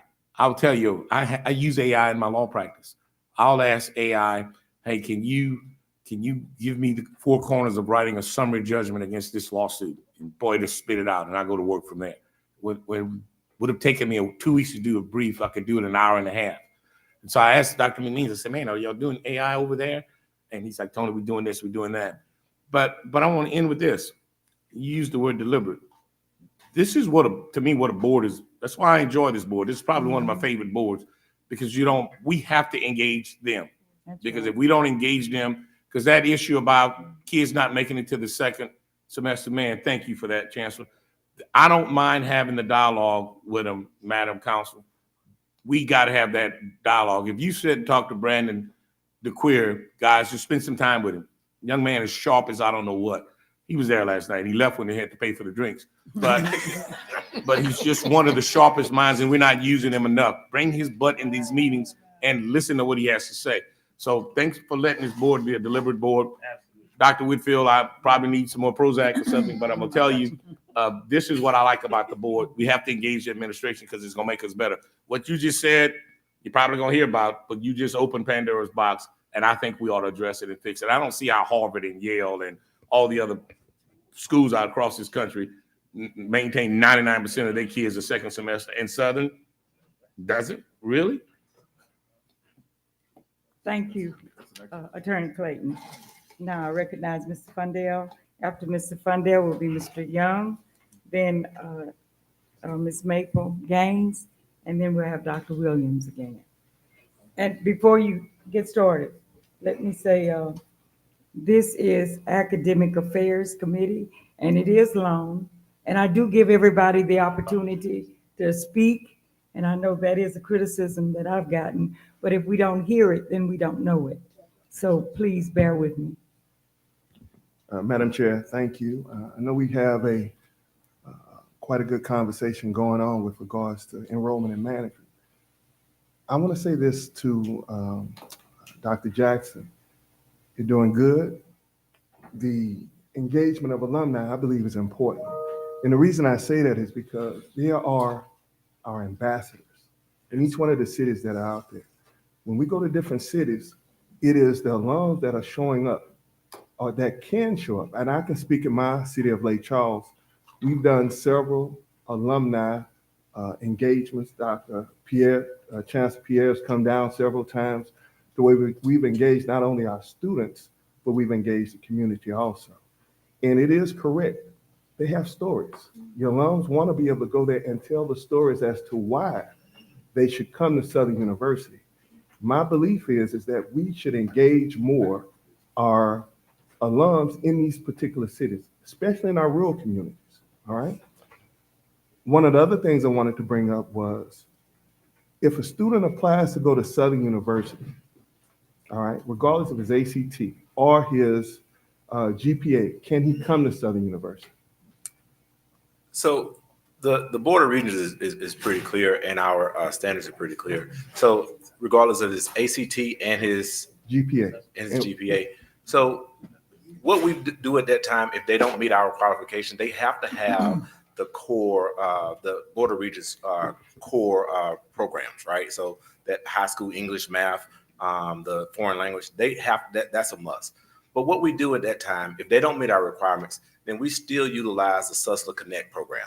So in that connection program right there allows the students to still come onto Southern University's campus. And how we do it, it's really seamless, right? They're treated as a Southern University student. They take courses at Southern University, Southern ID, all of the programs and things that the students do. So it's seamless. And once they have those core credits, that math and that English, then they're able to transfer once they meet the requirements.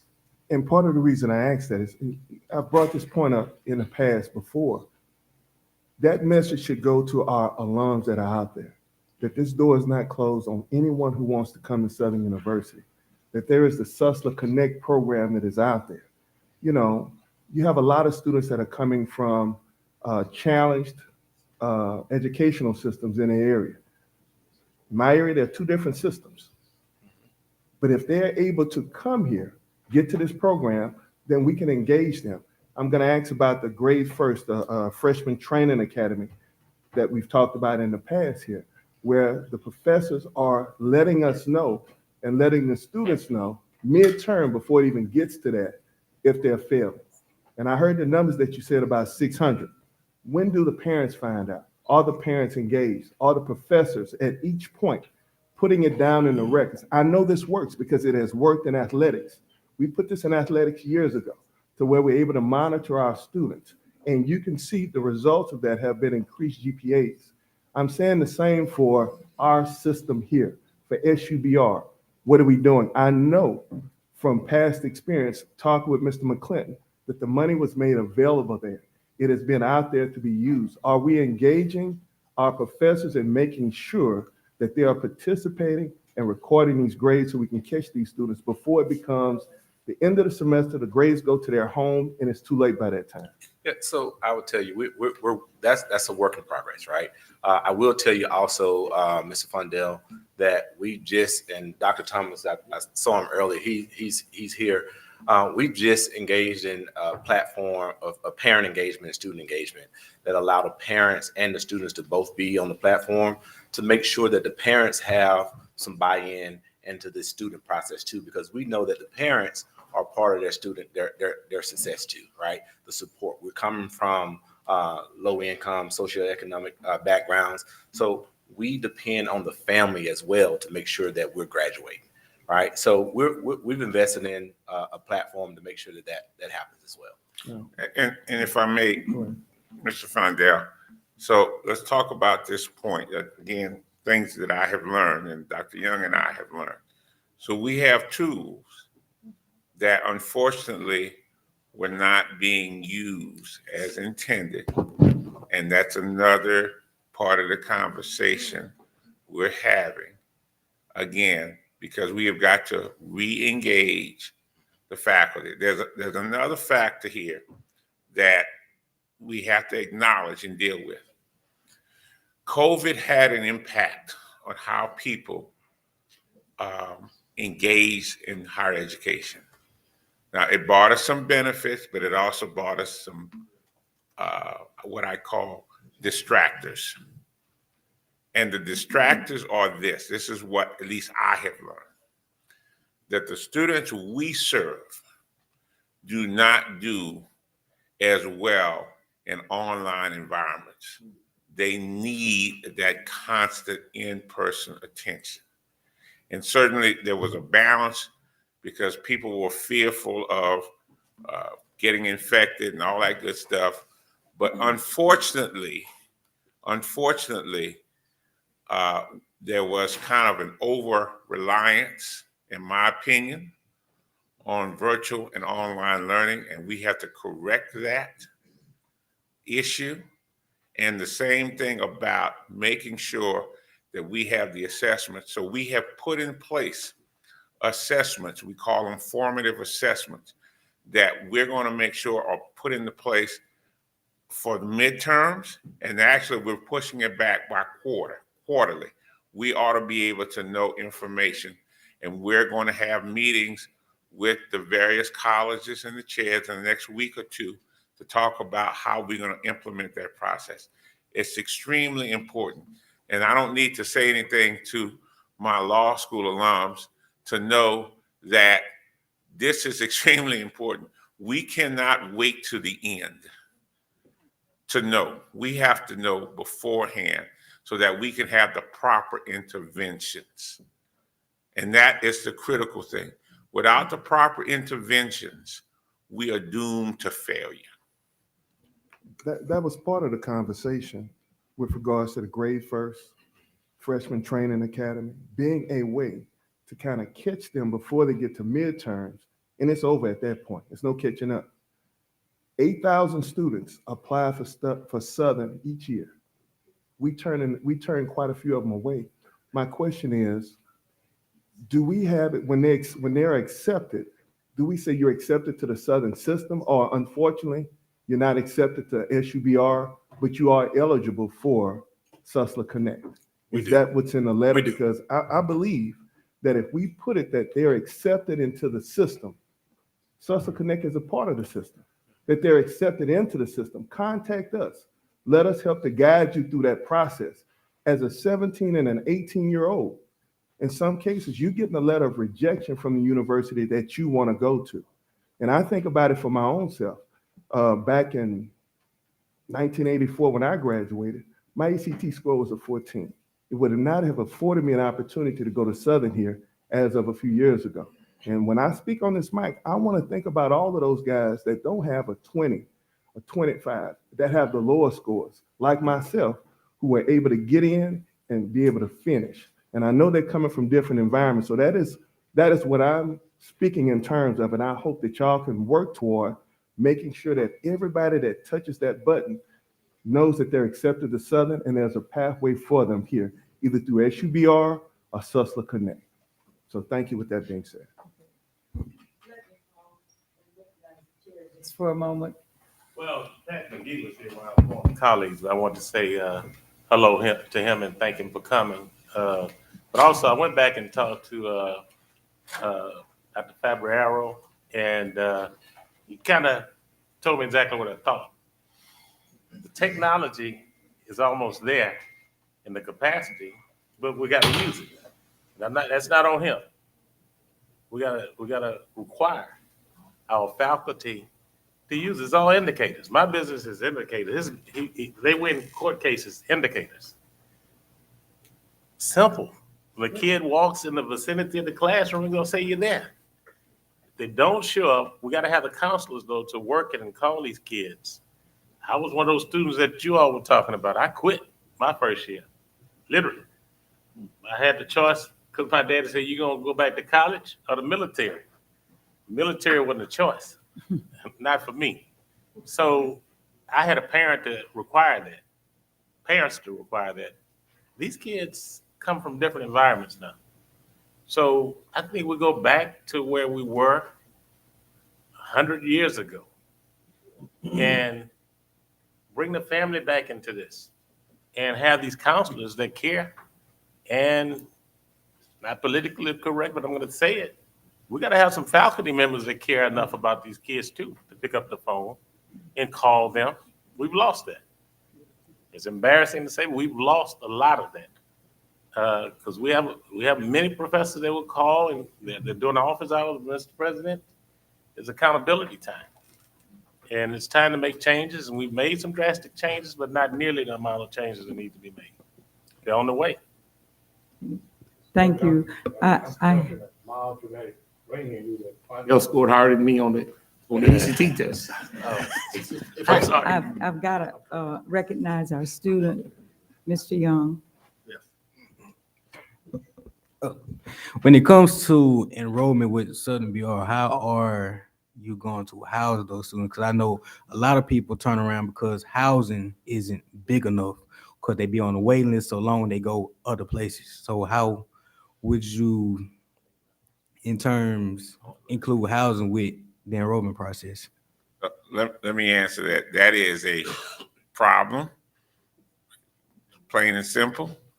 And in our legislative priorities, we have put housing at the top of the list because we have to increase the housing. The ability to have that on-campus experience is extremely important, and we know that housing, I saw it firsthand in the month of August and how we struggled to deal with housing, and that is a huge problem, which is a barrier to our growth. That is right on point. It's got to be among the top priorities for us. And I know the president has been screaming about that, use that word, screaming about that for at least the last, 6 to 9 months that I've heard it, if not longer. Thank you. Ms. Gaines. Thank you. Thank you, Dr. Jackson. We need to have this conversation more. So thank you for coming. And I like the fact that the data-driven information, which helps to target the issue that we need to target to increase our enrollment. Mr. Young asked the question that I wanted to ask about housing and how it was going to affect the enrollment. My other comment is about rural. We can't leave our rural students out. I think that they are very important, and Southern need us. Okay. My other comment is about the FAFSA form this year. Of course, you know it has been changed. And it was alluded that the counselors in these schools aren't maybe stepping up and pushing Southern. They are overwhelmed with the number of students that they serve. Is there anything that Southern can do in this Baton Rouge area, Baker, and so forth, in assisting, especially with the FAFSA form coming out this year? LASFA has initiated a Frenzy Week they are encouraging, I think, the universities to cooperate in anything they can do to help freshmen and our existing students with this new FAFSA form. It's completely changed, and I know that that's very important in getting our students here, the financial piece. And that does come under you, right? Financial aid, okay. If you could check just with LASFA and have your staff to inquire more and see how we can work with some of the counselors maybe, if they need our assistance, if we could have something and invite seniors to come to learn more about completing this FAFSA form. The deadline is coming up. I know that this Frenzy Week that LASFA is promoting is in February. So just to put that out there and to see how you think that we can make this work to build a relationship with counselors in the area and so forth. So we're definitely, I appreciate that, Ms. Gaines. So December 31st is when the FAFSA open. What we've done, what we're doing, not only doing our Zoom calls with the potential students that have applied, but we're also want to make sure that we over communicate to the students, right? So we're over communicating to them about the FAFSA and that it's open, but we're also reaching in on the inside. So everybody on the Southern University and on the campus have received information about this process also.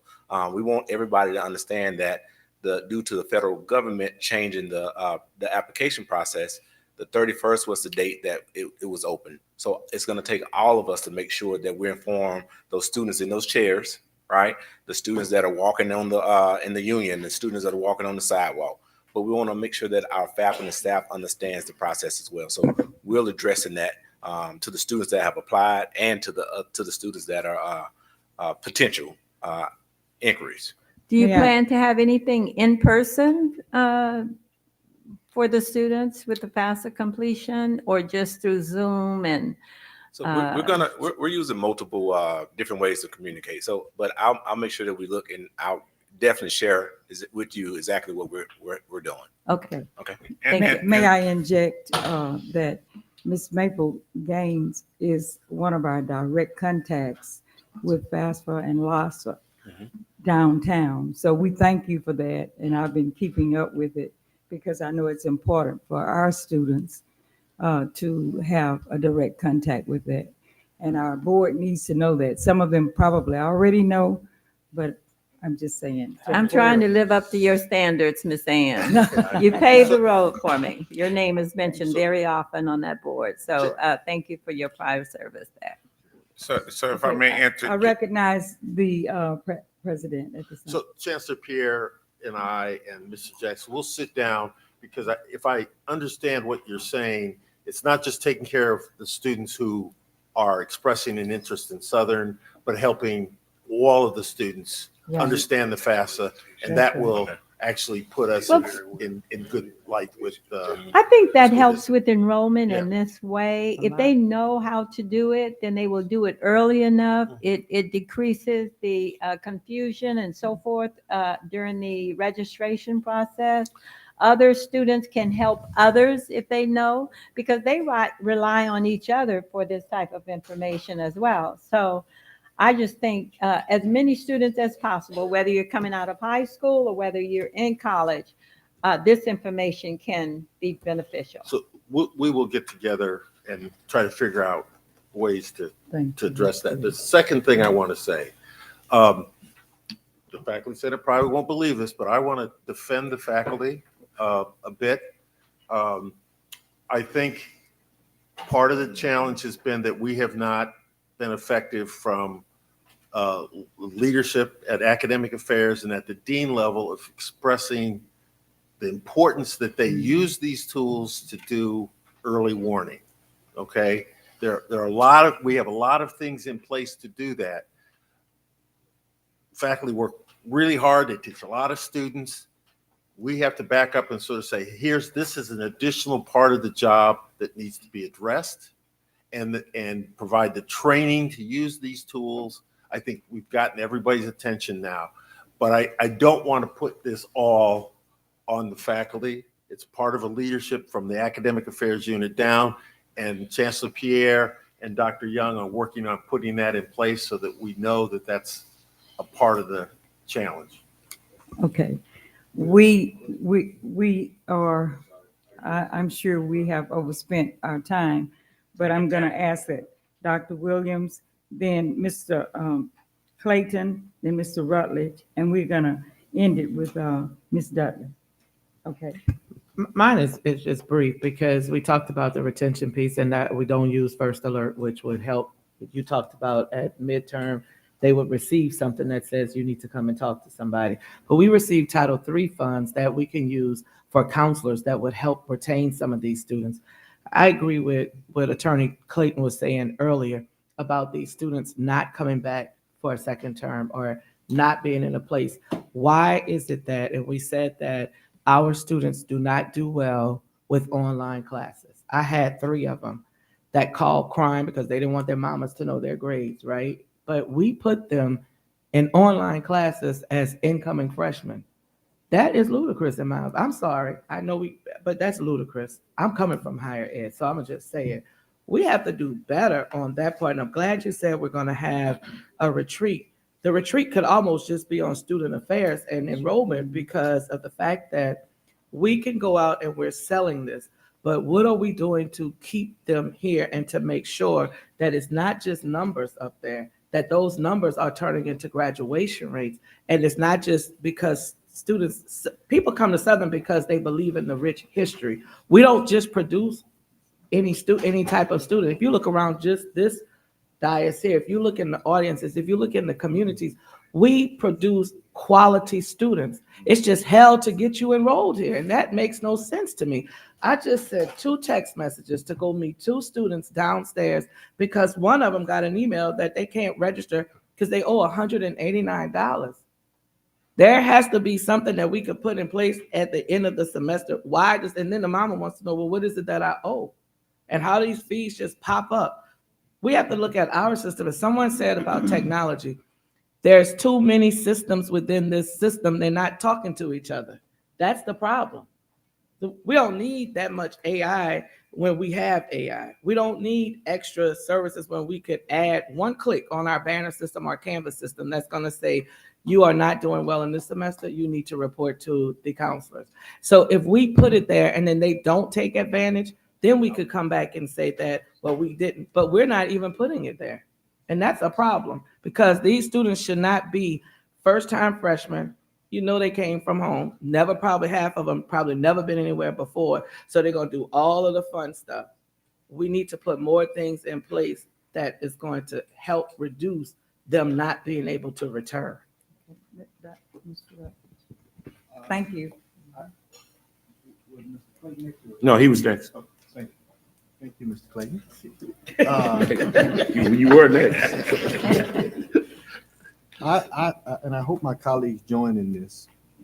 One, I would like to see, Mr. President, a presentation about where we're headed in this space at least once a quarter on an agenda. Secondly, I would like to request at the March meeting, and if you think the March meeting is too soon, at the April meeting at the latest, but at least before any retreat, I've heard discussion about a retreat. I agree with Dr. Williams, we probably could spend the whole retreat talking about this space. But what I would like to see, and if it exists, and I haven't seen it, I'll fall on the sword. But what I would like to see presented to us is a comprehensive recruitment strategy that's reduced to writing, that not only encompasses the Baton Rouge campus, because these strategies are transferable. SUSLA, SUNO, the law center. That's number one. Number two, I would like to very strongly suggest, and that's not to say that we don't have some of the best and brightest who are working in this space and trying to move the needle here. But I would also like, Mr. President, for us to give serious consideration to identifying some external expertise to help us develop this strategy. Mhm. And I know that that is something that the foundation would support, would underwrite the cost associated with that. And so I would like to request those two things, that we identify some external expertise, because there are some best practices out here. There are some schools that are just kicking butt. North Carolina A&T comes to mind, and some others. And we have some relationships there. But I would like to see a comprehensive recruitment strategy that is system-wide presented at the March meeting. Is that too soon, or is the April? That may be Let's try to get ambitious. it done. Okay. Might be ambitious, but let's try to get it Well, done. at least if you Let's just get it done. communicate with us where you are on that, so we'll know when to expect the presentation. Thank you. I would also like to say, even if you would just put it in a mailing list to all of the board members, so they will be aware of where we are and where we're going. Absolutely. Thank you. Our final one is not least, but it's you. It's the best.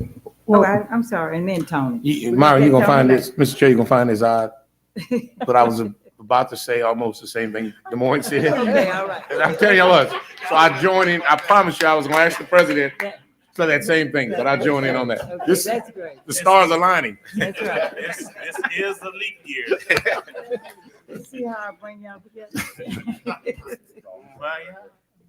Well, I too was about to say to Ms. Smith that I can forego mine because Attorney Rutledge just kind of said. Hate to say he was spot on. So that's right. Not But, always. You know, I want to encourage us to move away from things like in process or working on it, because that doesn't help us. We know day to day you're working on things, but what is it?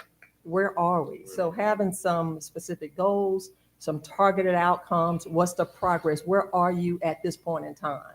And so we can have a point of reference as to where you are. But we've had last year this conversation about, it was registration, and then we had a report, and then it came out all of various departments of division, enrollment, registration, counseling that the students need, financial aid, housing, all of that went into it. So we can't solve the problem without bringing in every component that's affected, different IT systems. So I don't think anybody's suggesting it's an easy fix, but working on it doesn't get it. It doesn't move the needle forward. Attorney Rutledge mentioned best practice, and that's why I say benchmark someone who's doing it. Yep. If we're just kind of going in circles saying, well, scratching and we don't know how to fix, we fix one thing, we work on one thing and that gets something else out of whack, that doesn't move the whole thing forward. So I think you should take away our expectation to get it on track, and what do we need to get it on track? And I think that's what all of us are grappling with, and that's the direction we like to see us go. We have this targeted as image of where we want to go with enrollment with the Southern University, but how do we get there? And how do we keep the students that we have? How do we get new students? How do we keep the ones that we have? But if we have computer systems that the chairman just said, we got technology, but our faculty isn't using it yet, I'm not even asking whose fault it is. I'm saying, okay, let's start. How do we start that? And what's the plan to start that? And it doesn't take forever to do a particular thing. So, if I got a note from my boss that says effective on such a date, and he gives me the tools that I need to do it, that's non-negotiable. I'm gonna do it, but yes, I need him to give me the tools to use the software that he's given me. But if effective December or March 1 is a date that we need to start, or the date that students need to get off remote and virtual learning, all these things that we're identifying as issues and impediments to the educational advancement, I keep hearing that we're not coming to class. They're still doing online. I don't know why they're not, if that is the requirements that they should be. So I would suggest it's time to get a little more granular with some of the reporting information. Thank you, Ms. Dudley. And now really we're going to finalize with our student, Mr. Young. But before he speaks, I would just like to say the request that we're getting, I would appreciate it, and not just to come to the Academic Affairs Committee, but just give us general bullets, not 300 pages, just a page, telling us where you are and where we're going, and we would appreciate that. Am I making myself clear? Okay, we're gonna finalize it for real this time with Mr. Young. I just want to know, are the students that's on the housing waiting list, are they being relayed to Sister Clinic? And my other point was, when it comes to retaining students, how are the teachers, the professors contacting them? Are they, because well, I'm gonna put it like this. Last year, you got older professors that are refusing to use technology such as emails and stuff to get in contact with students. So are teachers using technology now to get in contact with students? Because I know some students will reach out to me and be like, Jaron, can you help me get in contact with this professor such and such like this? And because they're not replying to me and stuff like this. So I'm like, you don't be knowing if the professor will contact them. So how would y'all read? So let me help address that particular question. So the answer is not enough or doing that. And here's the other part. Here's what we're learning. Students don't read emails. Okay? Let's be real. Students don't read emails. So we are looking at other ways of communicating with students. And one of the ways that we found worked, at least in some respect, is to pick up the phone and call them. Yes. Texting, but calling them for some reason, and if I could develop, I say I got to figure out a TikTok approach. Yeah. Being real, okay, being real, okay, because students have so many devices, and they choose to ignore some things. And what we found, for example, in August, when we had students calling students, they responded. Yes. So one of the things that we're doing, we actually got a core of how many students are we hiring? So we have 6 students that are working in the call bank and calling students themselves. Great. Okay, so that it's a two-way problem. It's part of it is faculty and not using some of that, but it's not, but then the other part is students. So it's a cultural change that has to happen on both ends. Okay? And so we have to be able to do that kind of process. And I will say this, we started in August. We borrowed some people from the Law Center. We worked with Dr. Jackson. We found, and we got people from the departments and the chairs and the deans who started focusing and paying attention. And what we provided to them was a list of those students that we talked about with the Lesson 2.0 by college. We're saying, look, if you want these students to be in your college, because that's going to drive what you get to be able to do, because Ms. Honore Thomas is striving to say, you're going to be accountable for the resources in your college. Then there's now a competition about how many students I have in my college, and what does that do for my resource base? So it's a rethinking of how we do those things. And that is going to be not an easy fix. It didn't fall apart at one time. It's in a simple way, and now we've got to rebuild it, but we've got to be on the ground. And I got something from a faculty member about boots on the ground, boots on the bluff. And we got to do that. And I'm going to be contacting him very soon, because this is groundwork. We got to get on the ground. No other way to do it. Go ahead, Mr. Kennedy. One quick question. The retention rate from the state, they award us funds based on our retention rate. Is this correct? This is happening That is definitely part of the over formula. the past couple of years. They've done that. Yeah. Okay. I just wanted to make That is part of the formula. Again, Okay. so one of the things we got to be able to do, and we've been talking, those decisions affect us. There's the business of higher education. And the state is having us pay attention to the business of higher education.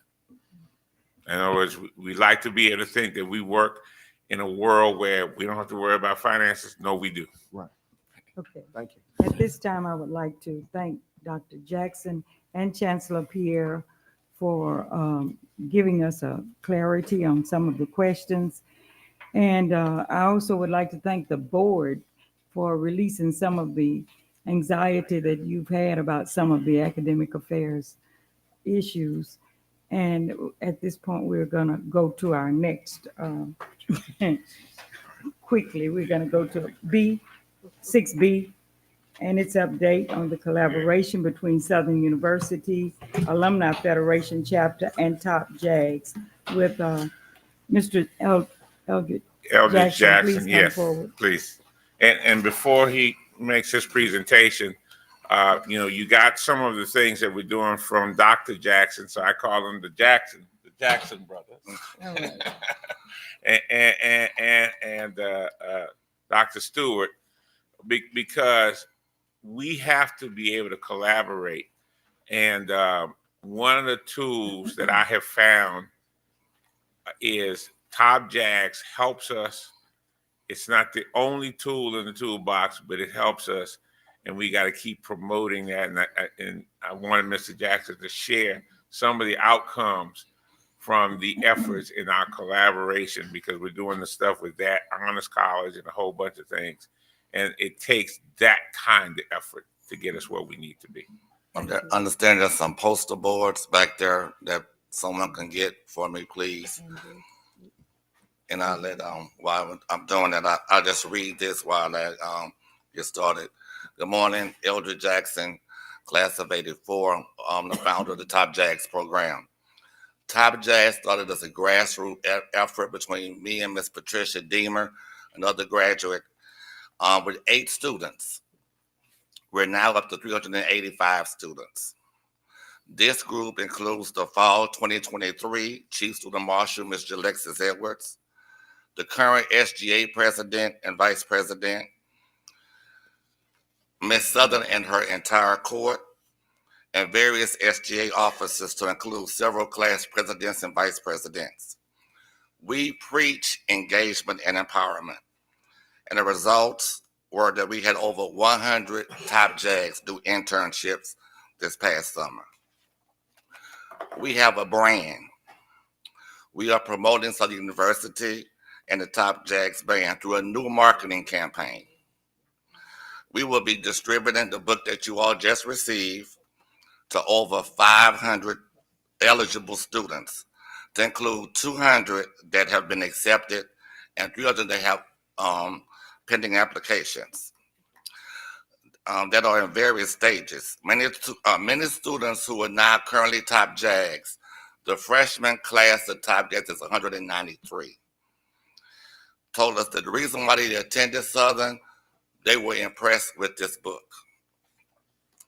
And they were able to see themselves, students from their hometowns, be it urban areas or rural areas, or their same majors. Just the other day, I'm proud to say we have a young lady who's truly interested in Southern with a 36 on the ACT from Prairieville. I put her in contact with another Top Jag from the Prairieville area who went to the same school she is, that she attended, with the same major. We are in her final 2 now that she's truly considering. We also have I don't have a problem with, I see Damone is out right now. During the System Foundation, we get our funding through the System Foundation. People, corporations and others and alumni send us funding for Top Jags through the System Foundation. And a lot of corporations are saying, Eldred, Yolanda, Heather, we want Top Jags. And they're sending us funding, and they're also sending us additional funding just for scholarships. Being a business major here at Southern, under Dr. Harold Brown was my chairperson, I took a class called Marketing Problems under Catrice Dyer. This, what we're talking about, what you were talking about earlier, is a marketing problem. So we started our own, we're having something called Top Jags Preview Day, which is January 27th, where we're inviting students who have a 3.0 and a 25 on the ACT to come to Southern. And if they're from out of town, we're going to put them up in a hotel. We also have a Roots, something called a Roots campaign, recruiting our own to Southern, with emphasis on recruiting efforts in Texas and California, working with the alumni chapters and several alumni members who have agreed to be ambassadors, and also with the California community colleges. We're also going to have it with each dean, where we have the Roots effort. And I don't see the poster boards. Are they there? Okay. Maybe you can line them up. Yeah, The presentation right out here, Dr. Stu. Let's put them against the. That's the Top Jags preview day. Those are the various ones for the various states. And then we also have them for the various majors. And we're going to add it for the College of Business and Arts and Humanities. We preach medical field preparation to our Top Jags, to include the SHPEP program. Top Jags participated in this program the past summer, and they were accepted to UCLA, UT Houston, University of Florida, Howard, and Louisville. We now have 3 students who were selected to be SHPEP ambassadors, and some of them are here today. Stand up. And they're from Houma, Louisiana.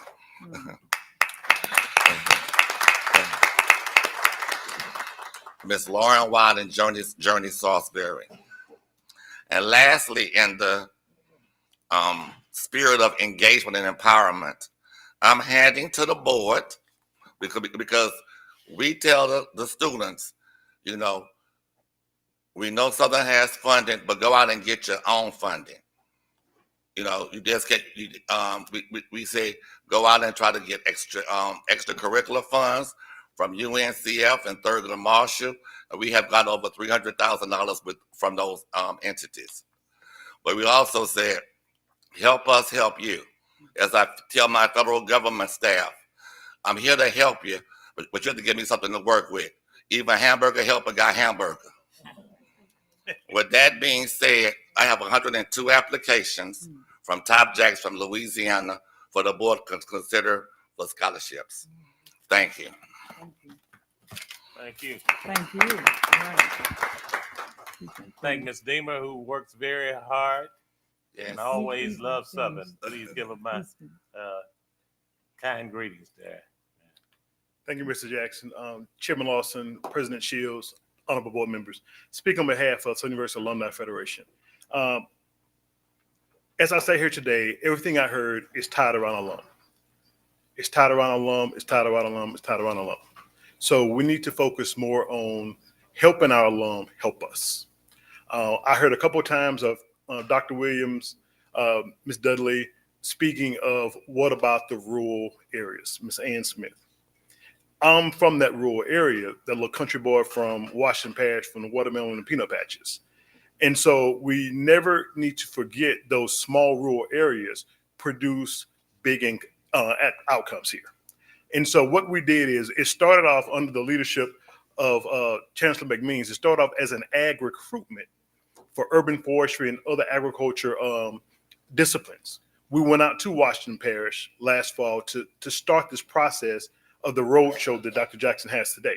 So what we did is we asked for help from financial aid, from registrars, from admissions, and we went out to the different entities, Bogalusa, Franklinton, Vornado, Angie, Miss Ann, we come to Tangible Hope. And we're making sure that not only the students are aware of Southern University, but we take care of their problems on the ground prior to getting to Southern University. So Dr. Williams gave me a call. She said, I heard about what you was doing. Now come to Houma. Yes, ma'am, we're on our way. And we went to Houma, and it was a huge impact. We were able to identify problems prior to the students getting on campus. We were able to alleviate the housing problems that we could, the registrars problems, the admissions problem, the transcript problems. We did all this on the ground. Dr. Jackson had people on site to make sure that we're able to go in and look at classes. So in order to continue these things, from the alumni perspective, we're engaged. My office is spearheading different initiatives to make sure that we're engaged. But I'll tell you, we also need funding and resources. As Mr. Rutledge pointed to earlier, what are the things that you need? Resources, funding. Currently, right now, my budget doesn't allow too much maneuvering to actually go out to these places, so we go out on our own. We make sure we collaborate with the different parties. Dr. Walton was very involved. President Shields made sure that we had the necessary people in order to go out and do those things. The alum are very engaged, and the question has been asked by Ms. Dudley, I think, was what are their perspective? They're willing to do more if they have more to work with. What we don't want to do is give out printouts at the alumni chapters because someone's home printer is printing some documents out that it does not look our brand. We want to make sure we keep the Southern University brand intact. So we started different issues. I was on the phone with LA last night with Mr. Lisa Jones, who is a huge component of what we do out in LA and California. Their chapter not only reaches Los Angeles, but we're talking about from LA to San Bernardino, San Diego, all the way up to Seattle. And they're asking the same things every time. Dr. Stewart, can we have material? We need money. We need stuff to get to the students. There are different job fairs, there are different career fairs, there are different initiation that these alumni chapters are doing all the time on their own. But I think we need to actually help them out from the university perspective, so to cut some of their costs and to help Dr. Jackson and his team. Their team can't go everywhere. We have alum, as we talk about boots on the ground, we have boots on the ground all over this country, not just the United States, but this country. We're going live with a brand new system that allows a community-based system that I can go in and I can put in Washington Parish, AME, Tangible Hope, and it'll show the alums in that area, but it will also show friends of Southern University, anyone that has given any dollar amount to the system. It'll identify that person and we can start mentoring, networking, all those things. I also have books for everyone to make sure that we update. One of the alums, the biggest thing is that we don't get anything back from the Alumni Federation. So we're changing that. My office is working diligently to make sure that this happens. I have a very small but mighty staff of 3 individuals that I'll go to war with any day of the week. We're trying. We just need more support from the board, from the university for funding, and I'll give each of you one of these. And I want to say that it's also showed us that our lack of record keeping and documentation in the past that we're fixing now. And I'll be the first to fall on the sword and say Chairman Lawson is a diamond member that was not listed in this book as a diamond member. With the new system, those items like that have been corrected. In order to know it, you got to put it out there to say, hey, you've made a mistake, now correct it. And I'll take the responsibility to make sure those things are corrected, but make sure that the alum are more engaged to help the success of Southern University and the system and the students. Thank you. Thank you, Dr. Stewart, for that information. At this, any comments? None. We'll go to C, update on cybersecurity initiatives. And thank you, Mr. Jackson, for all that you've given us and all of the hard work that both you and Dr. Dima do. So, Mrs. Smith. Yes, sir. The Chancellor Hammond, Chancellor Gant, and I met to talk about our initiatives and cybersecurity, because this is actually part of a larger process to get the Center of Excellence. We talked about that with Attorney Clayton, with the FBI,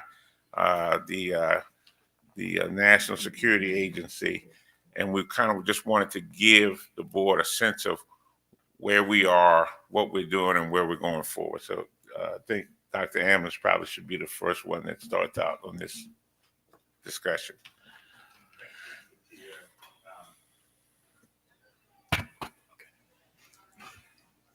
to Chairman Lawson, Vice Chair Whitfield, and Ms. Smith, who is chairing the Academic Affairs Committee, members of the board, and President Shields and my colleagues, I had an opportunity to have a conversation with Ms. Roche Walton, who came and made a presentation at the November board meeting in New Orleans, who is a proud Southern University alumna and just a strong supporter of this university. And of course, she's an agent with the FBI. First of all, she wanted you to know that she is going to be the #1 ambassador for a proposal that will come from the Southern University system. One of the things that we observed in taking a look at the community centers for academic excellence in the Office of the Director of National Intelligence is that several of those proposals have gone to consortia. And those consortia, in almost all instances, were headed by institutions that were PWIs, or predominantly white institutions, and the HBCUs were subcontractors, if you will. With the Southern University system, we have the opportunity to do something very special because we can leverage the disciplines across this system to include SUSLA, the 2-year institution, the Law Center, and agriculture. Because one of the biggest security threats that we have today is related to food security. All right, and so we talked about the concept that we would present. The proposal announcement will be out during the month of February. All right, and so we have already signed up for grants.gov, and we will see when that proposal comes out. Once we get the proposal and we see what the requirements are, all of us are going to sit at the table. All of our institutions are going to sit at the table. And I believe that we will be able to develop a compelling proposal that would include all of the institutions in the Southern University system.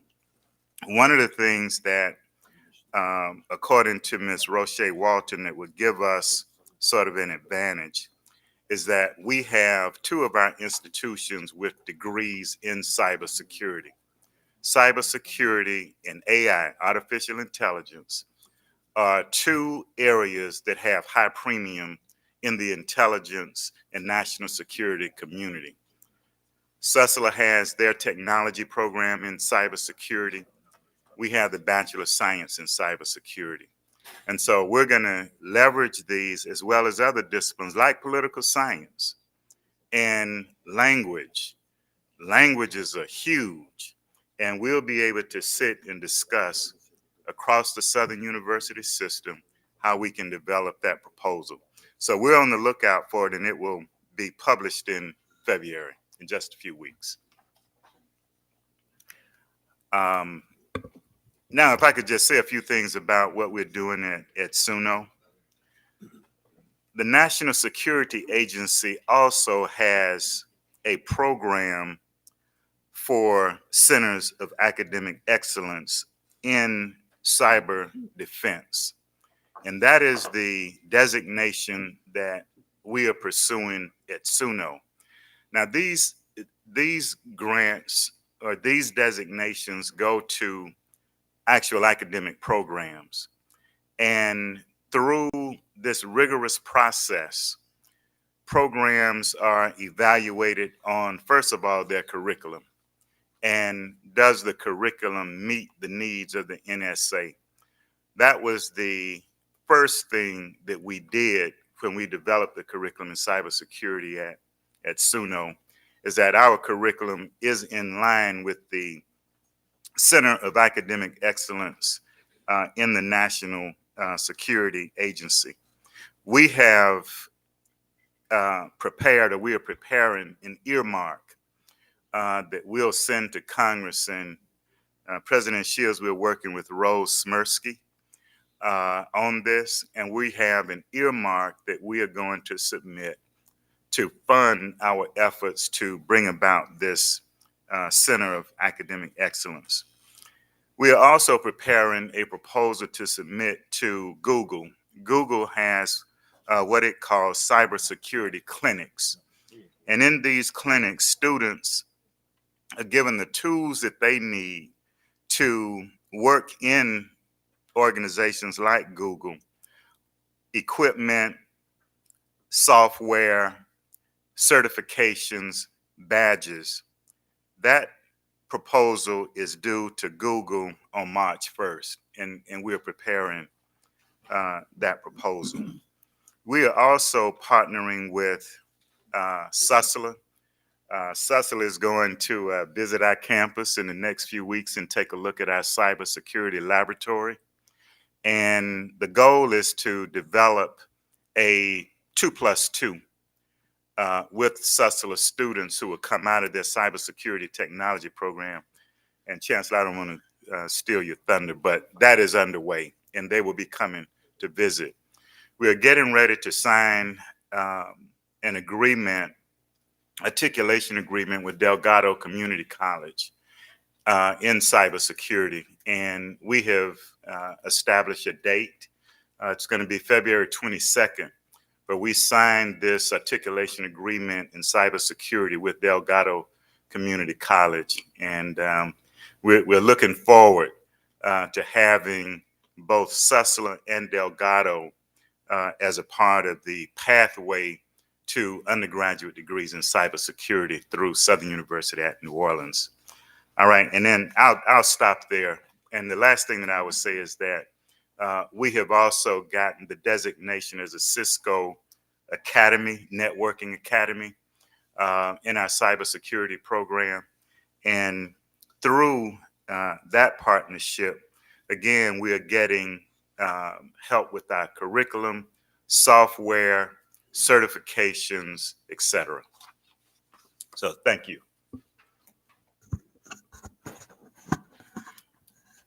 Chairman Lawson, Vice Chair Whitfield, President Shields, and all honorable board members here this morning. Just a brief update on what's happening at Southern University at Shreveport. We have a cybersecurity certificate of applied science program, which was developed just approximately 1 year ago. And so at this time, we do not currently have enrollments. We're looking for enrollments, starting our enrollments this semester. And so we have worked together with other agencies in our area as it relates to partnering, also with the Bossier Parish Community College. But our main articulation agreement, our MOU that we're looking at, is with Southern University at New Orleans. We have a couple individuals I want to mention. Ms. Champion has been, Dr. Champion rather, has been a cheerleader for us in this program, but it's very new to us. And again, we anticipate our first cohort, I said for this semester, but fall 2024. That's what we have here, for Southern University Shreveport. Thank you. Any questions, comments? I have one. What process have you developed a process to motivate the interest of our high school students in cybersecurity? Well, I will say our recruiters, since this is a brand new program for us, our recruiters are sharing the Associate of Applied Science information and curriculum with our high school students in the parish. Dr. Ammons, thank you. Well, I can tell you that high school students have a very keen interest in areas like cybersecurity, artificial intelligence, forensic science. In the visits that we have made to high schools, when we talk about cybersecurity, artificial intelligence in our forensic science program, because they watch CSI and they watch those programs on TV, it is not hard to interest them in it. As a matter of fact, I was at MLK High School in New Orleans just before Christmas, and we have invited them along with some of the other high schools, to our laboratory, because the lab that we have on the campus, they tell me that you're not going to find many labs like this anywhere when it comes to cybersecurity. And so we're bringing those students to the campus along with their teachers, and giving them, well, I don't give it to them. Dr. Williams, our director, gives them all of the possibilities and, of course, the things that they have to do to be successful in this area. But the interest is there.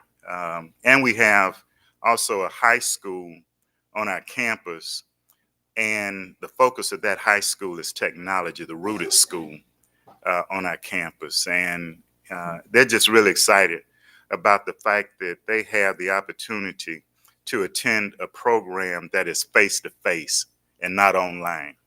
Okay, thank you. At this time, we will, no other business. Do we have any other business, Mr. Chair, Mr. President? If no other business, I'll ask for a motion to adjourn. Informative meeting. Thank you, Ms. Smith. Thank you, and thank the board for engaging in the things that we needed to talk about. It has been moved and second for an adjournment. Thank you. Thank you so much, Ms. Smith. Great job. Thank you for filling in. We're going to ask now that the Vice Chair of the Facilities and Property Committee call that committee to order. Mr. Rutledge, Attorney Rutledge. Thank you, Mr. Chairman. We will now call to order the Facilities and Property Committee. Roll call, Mr. President. Yes, sir. Attorney Edwin Shorty, Attorney Des Moines Rutledge. Here. Mr. Paul Matthews, Mrs. Ann Smith. Present. Dr. Leon Tarver II, Dr. Ronnie Whitfield. Here. Mr. Myron K. Lawson. Present. We have a quorum. Thank you. I'll entertain a motion to adopt the agenda. I second. Been moved and properly seconded. Is there any objection to the adoption of the agenda? Hearing none, the agenda stands adopted. Are there any public comments? Any public comments? Seeing none, we'll go to item 5, informational items. Facilities update, Mr. Dawson. Thank you, Vice Chair Rutledge of Facility Committee and Facility Committee, President Shields and Chairman Lawson, and this board. You have something in front of you. Let me go over that first. I was going to save it to a little bit till the end, but since it's up there, we're going to go ahead and move forward with it. What you have here is a 3D depiction of our chill water system around our campus.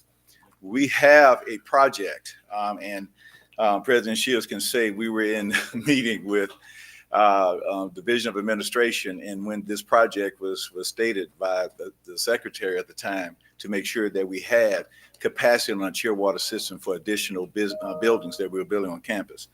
So that project is moving forward. This is a 3D depiction of that particular project. What it shows, and what I want to make sure that we talk about when we're doing projects on Southern's campus, the goal is to make sure that the information that we get can be utilized by our facilities departments on those campuses for further projects and even just basic operation and maintenance. This is what you see here. Not only do you see the return and supply lines from the chill water system, but you also see depictions of the chillers. You also see basically the lines, whether they are on top of cooling towers or coming out of the side of cooling towers, or whether those lines are actually where they were positioned inside the building.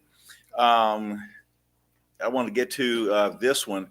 And this is what I really like about it. This is your basically aerial view that shows the location of the chill water lines throughout the campus. So again, this allows, Mr. Pitts, and allows his particular group to have a 3D rendering, okay, of locations of where these lines are. Because anytime there are projects, one of the first things that's asked by designers is that, okay, can you give me some information on where our lines are located? This gives us something that's digitally represented that will allow us to do that. So I wanted to present that to you today. The goal is to make sure that the projects we do, that this is some kind of things that we retain for the university and the campuses, as we move forward. Okay.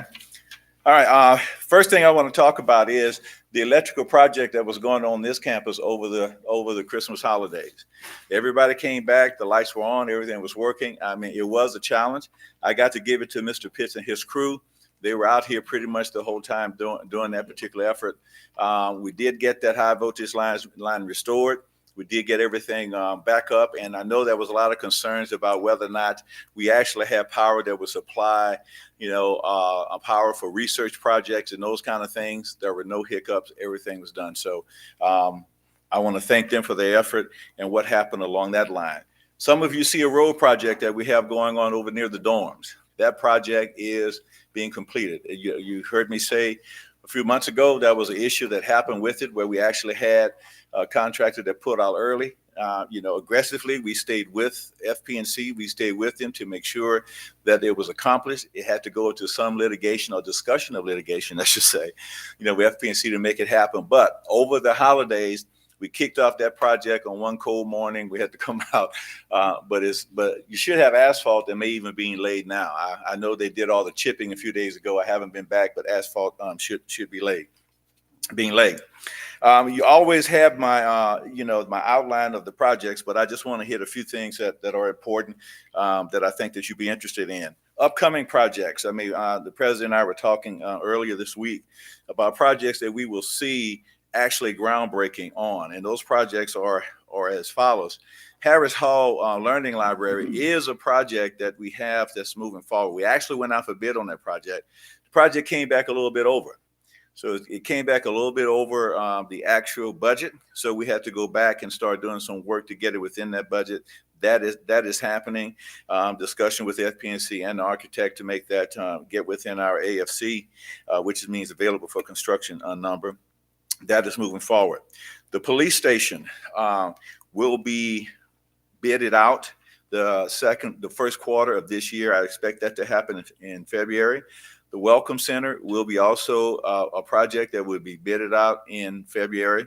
Right now, part of that Welcome Center project is a demo of some tennis courts in Lacuma Cage to make room for that. That is scheduled to be bidded out on February the 27th. So those projects are moving forward. There will be groundbreaking on all of those that will be happening this quarter.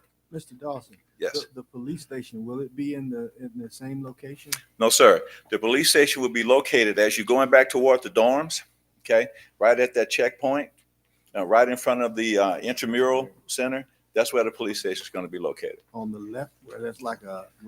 No, it'll be right in the center. It'll be directly in the center. The road, yeah. Uh-huh. Okay. Directly in the center, close to the right in front of the intramural center. Yeah. And what was the reasoning for the selection of that location? A couple of reasons. One is there was a thought process that having it located there closer to the dorms and the students, that it makes the parents feel very comfortable that you had a police presence that close. The second thing is there was a location that was picked, but there was no infrastructure that was there that would allow water, sewer and that kind of thing. So it would have taken the cost definitely outside of the budgeted amount. So those are the two reasons it was located there. And your plans to repurpose where they are now? Though that's in the plan, that's where the new business building is going to go. Oh. So that police station and the building behind it will be demoed. Okay. Okay, and the last project that we should see coming up the first quarter of this year, or will be advertised at least the first quarter of the year, is the outdoor classroom and amphitheater, which will be right next to this this building. So though there are 4 things that we know that we will see some dirt turning early part of this year. There are several self-funded projects I want to make sure that I talked about. One is the nursing building at Suno. That building is in programming. I mean, that is moving forward, and the program is going very well. Also at the HVAC project at Susla, that's another project that's going well. That's funded by some HERF dollars. And of course, everyone knows the kind of HVAC problems we had on a lot of campuses during last summer. That project is definitely being moved forward very quickly. We also have another self-funded project, which is a high-tech meat lab over in the the ag building. I mean, it is a project that is going well, and associated with the other projects on the poultry and the swine areas. I mean, it is going to be, it's going to really highlight that area as we move forward. I always talk to you about deferred maintenance projects, and we definitely have a bunch of them. And in my next meeting, I plan to have a list of all the deferred maintenance, because when we talk about capital projects, they're so large. But every year, if you get $8, $6, $7 million toward deferred maintenance projects, you know, those begin to, you know, to pile up. So one that I want to speak about is the deferred maintenance project that we have for this building. We've talked about it before. We had the bricks on the building, as you see, some of them look like they're kind of eroding. The lintels on that started to corrode, so that project is being taken. But not just that, we're also redoing all the glass. All the glass on this building will be redone. So therefore, our energy, we should see some energy savings because of it. And the project will be advertised in the next couple of months. Mr. Dawson, yes, sir. Pause for a question from the Oh, sure. Yes, sir. Thank you. Just briefly, Ken, I've been going to the basketball games, and our scoreboard is terrible. I know we're getting an electronic scoreboard that will go on the side of the game. So where the TV cameras point, they'll be able to see that on TV. But the scoreboard is terrible. There's one game, I think the sound wasn't working. It's just a lot of problems. We had looked at one point trying to find out, since is that a multi-purpose facility, and can we pull funds from somewhere else to upgrade that scoreboard? I think the baseball scoreboard needs to be upgraded as well. But is that something that you looked into, or are you familiar with? I can look into. Okay. I know it'll be a little challenge for deferred maintenance. Deferred maintenance is defined as you know, something that's strictly academic and is either going to be replacement or repair. But I will look into it for sure. Yeah, because there was one game we just couldn't use it at all. They had to, and we're piping in sound for every graduation. So it's not just used for basketball and other sports, it's used for graduation as well. So one of my things is the research to find out if we can pull funds from other places. I don't think we have to go outside, because that Daktronics is one of the best companies everybody uses. So we just are upgrading our scoreboard. So I can look into it. Pretty old. So please check into that. Yes, sir. Thank you. We have another question from Yes, Chairman sir. Lawson. We're gonna put that as an agenda item, but we're also gonna discuss third-party ventures with the school. The state is gonna be not as adamant about assisting with major projects like this in the future, and understandably so. But we're gonna have to invite the Raising Cane's of America in to do these type things. That's what better place to advertise. Exactly. That facility is used, which is to another point. The management of the facility, I think Mr. Bowie does a phenomenal job. But we need to look at revenue opportunities at our large facilities to also help offset that. But tied to that, I wanted to mention a few other things. Naming rights. We're gonna have some serious discussions about that. That would be a retreat topic. Our buildings. We have a lot of people that come to this campus for games and other things. So we're gonna start talking about opportunities to receive some funding. I've had some conversation with Mr. Dawson about some economic development opportunities as it relates to this campus.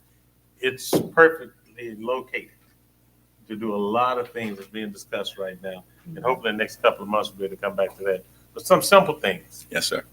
And maybe I'm off on this, but I'd like to see emerging opportunities for kids to get out there and enjoy outdoors. And what comes to mind is pickleball.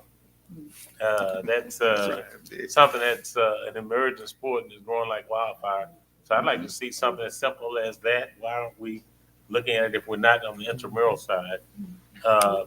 Another thing, basketball goals have been down for quite some time on the campus. I don't understand that on the Baton Rouge campus.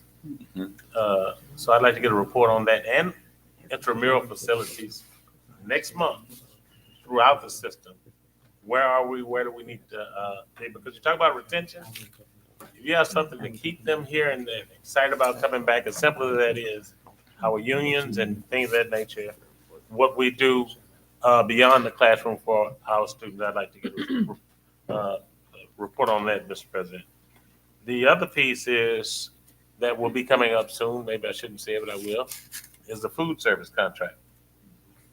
that's a great opportunity to do some great things and to build a facility that's going to be modern and inviting.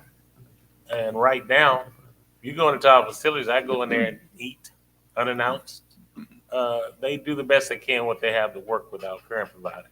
But it's time now for us to look at that and find out what's the best practices. Food lines have changed since I've been here. Thank God they have.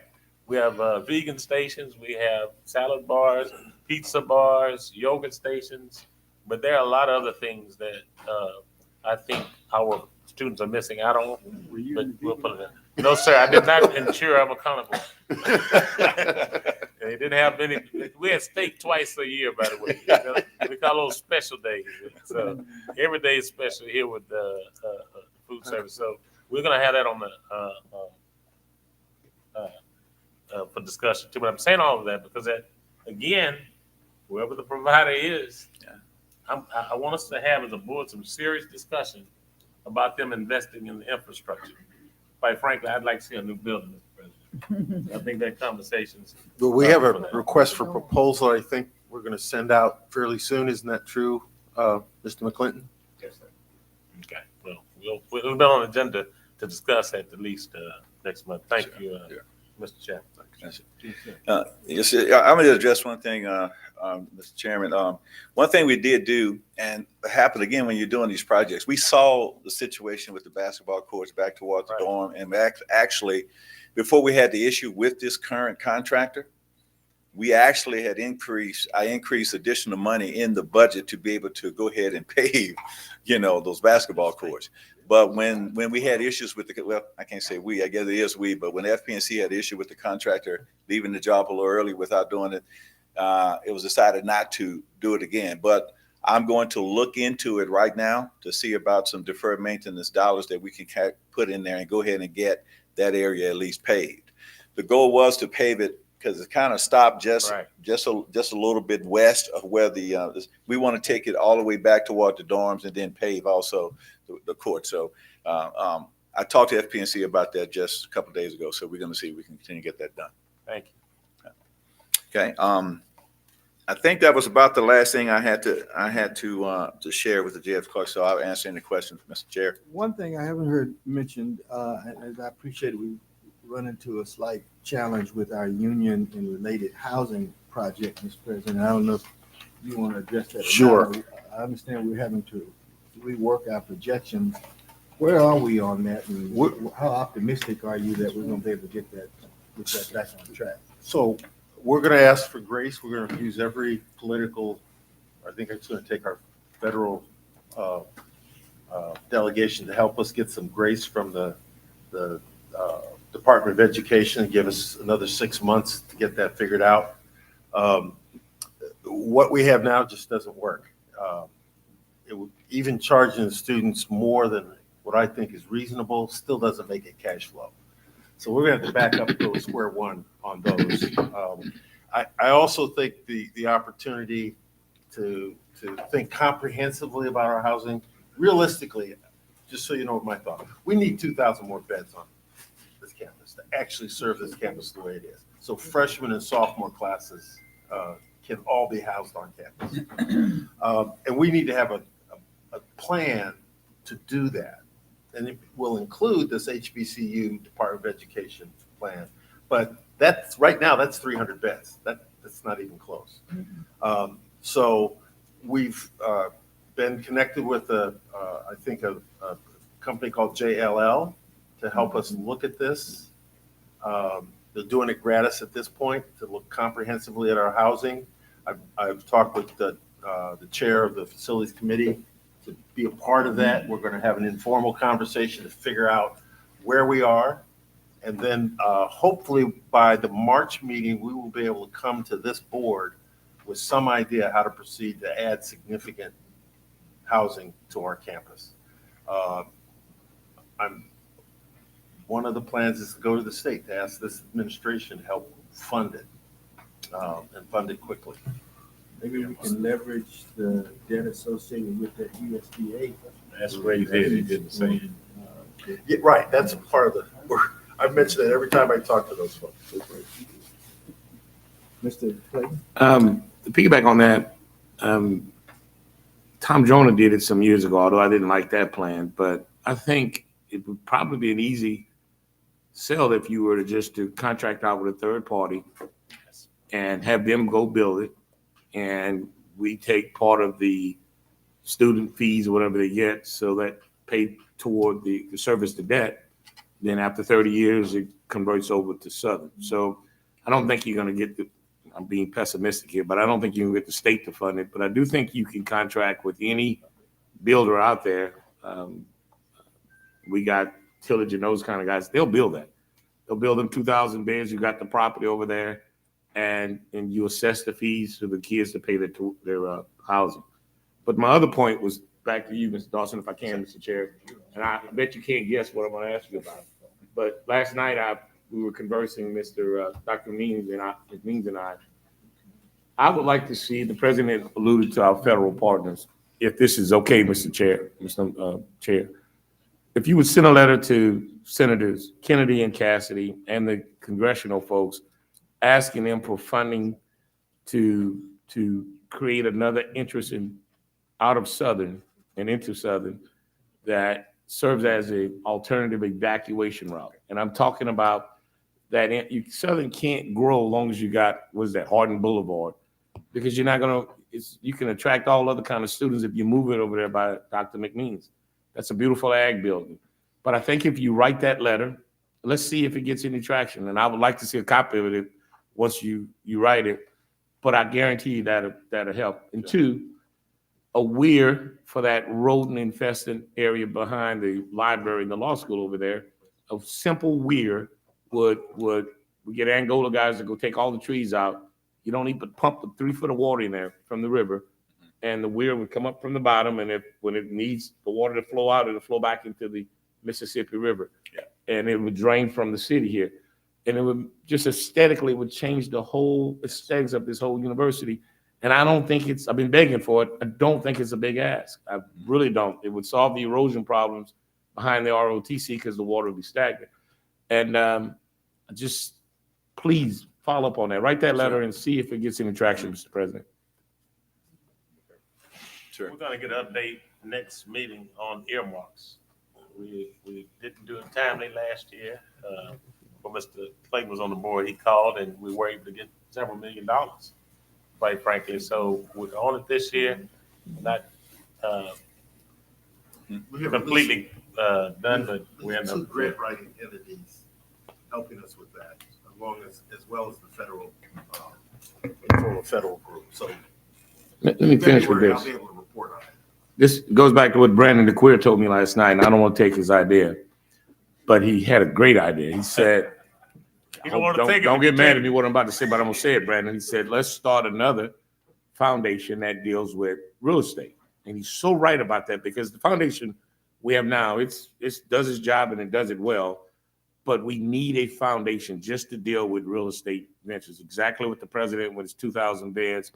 And I will be more than happy to join on that foundation and a whole bunch of other folks, because we can take it and we don't have to adhere to all these requirements that the state has. But if we create that new foundation, Brandon, that's your idea, and help me explain what I'm trying to say, because I really don't know what I'm saying. I think you've actually said it, but the foundation that currently exists is doing a wonderful job with its philanthropic endeavors. I think once you start looking at just your real estate holdings and your development of your assets around the campuses, it becomes critical to not compromise and or overburden that balance sheet for that foundation and let them be free to do what they can do.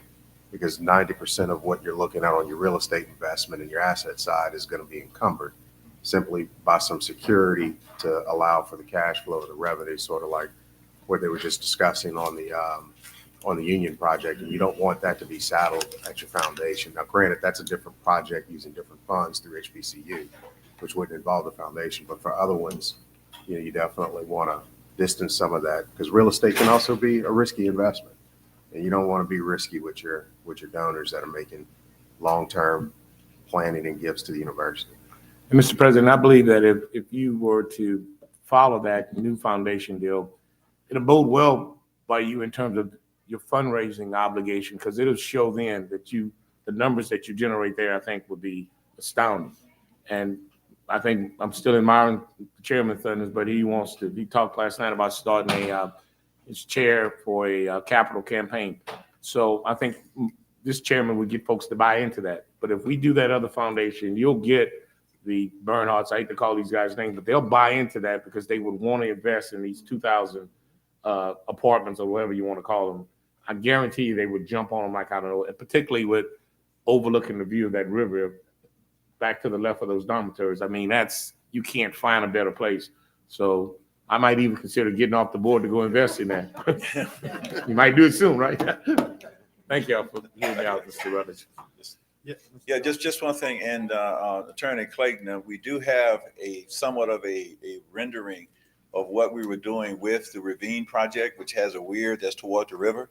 I will look at that design and make sure that it accomplishes what we want to do. That means that we have enough of the weir that holds the water that actually deals with Lake Kernan.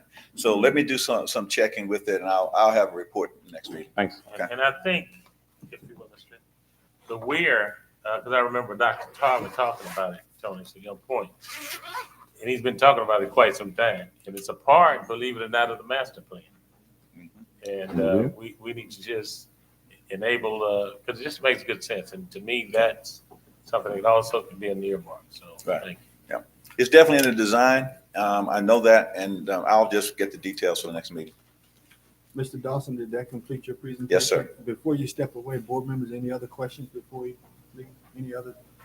Okay. All right. Thank you. Any other business? Item 6, any other business?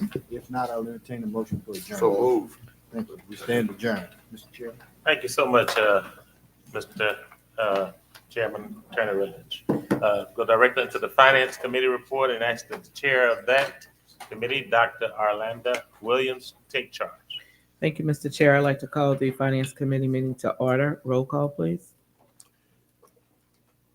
Dr. Arlanda Williams. Present. Mrs. Ann Smith. Mr. Sam Gilliam. Mrs. Christy Reeves. Here. Attorney Des Moines Rutledge. Dr. Leon Tarver. Mr. Myron Lawson. Present. Yes, we do have a quorum. Great. Thank you. I'll entertain a motion for the adoption of the agenda. Moved by Ms. Reeves, second by Mr. Rutledge. All in favor?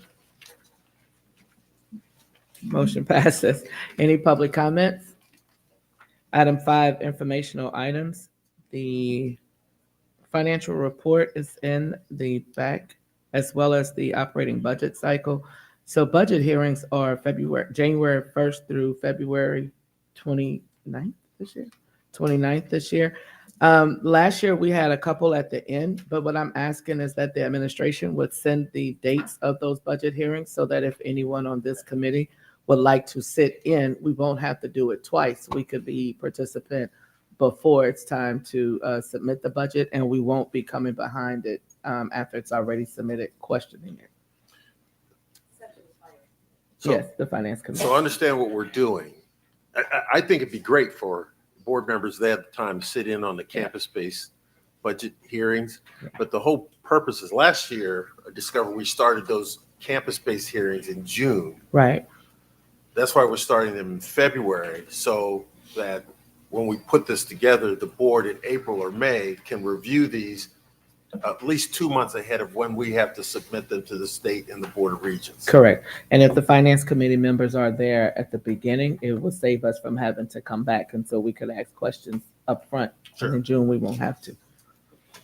Any other business? I'll take a motion to adjourn. Moved by Ms. Reeves, second by Mr. Rutledge. All in favor? Thank you, Madam Chair Lady. Okay, we'll go directly into Legal Affairs and ask the chair of that committee, Attorney Tony Clayton, take charge. Call to order the Legal Affairs Committee. Roll call, Mr. President. Yes, sir. Attorney Tony Clayton. Here. Attorney Des Moines Rutledge. Here. Mrs. Maple Gaines. Here. Mrs. Christy Reeves.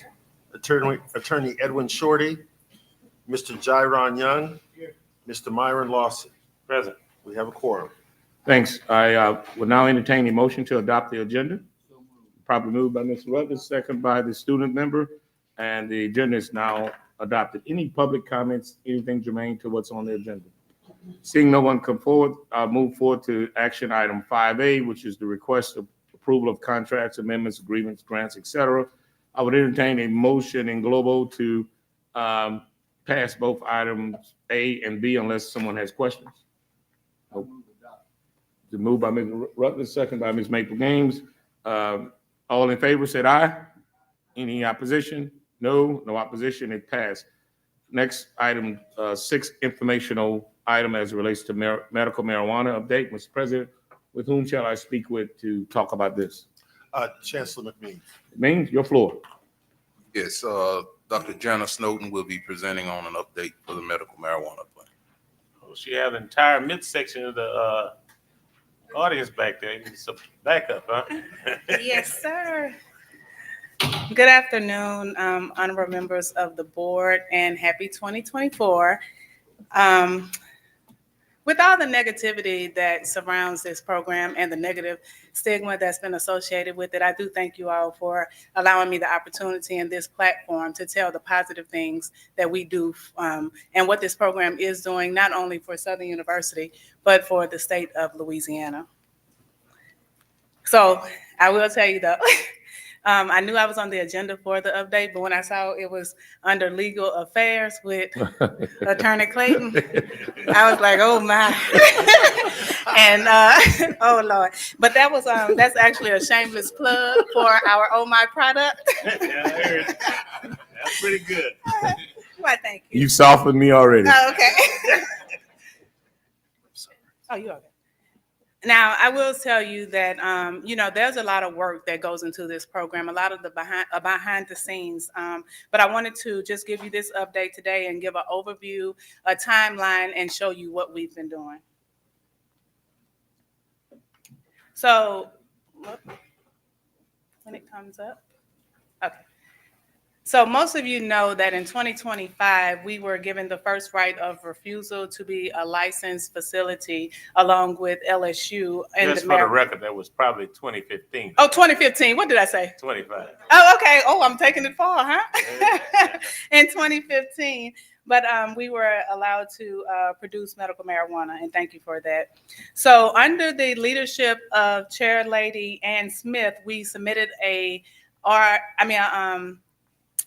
we opted in with a letter of intent to Louisiana Department of Ag and Forestry in August of 2016.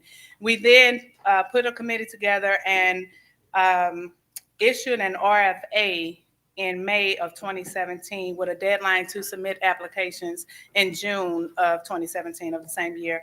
And the finalists were announced on September 8th. And on that date, we had 3 finalists, of which Advanced Biomedics was chosen to be the, awarded the contract in September of 2022. In September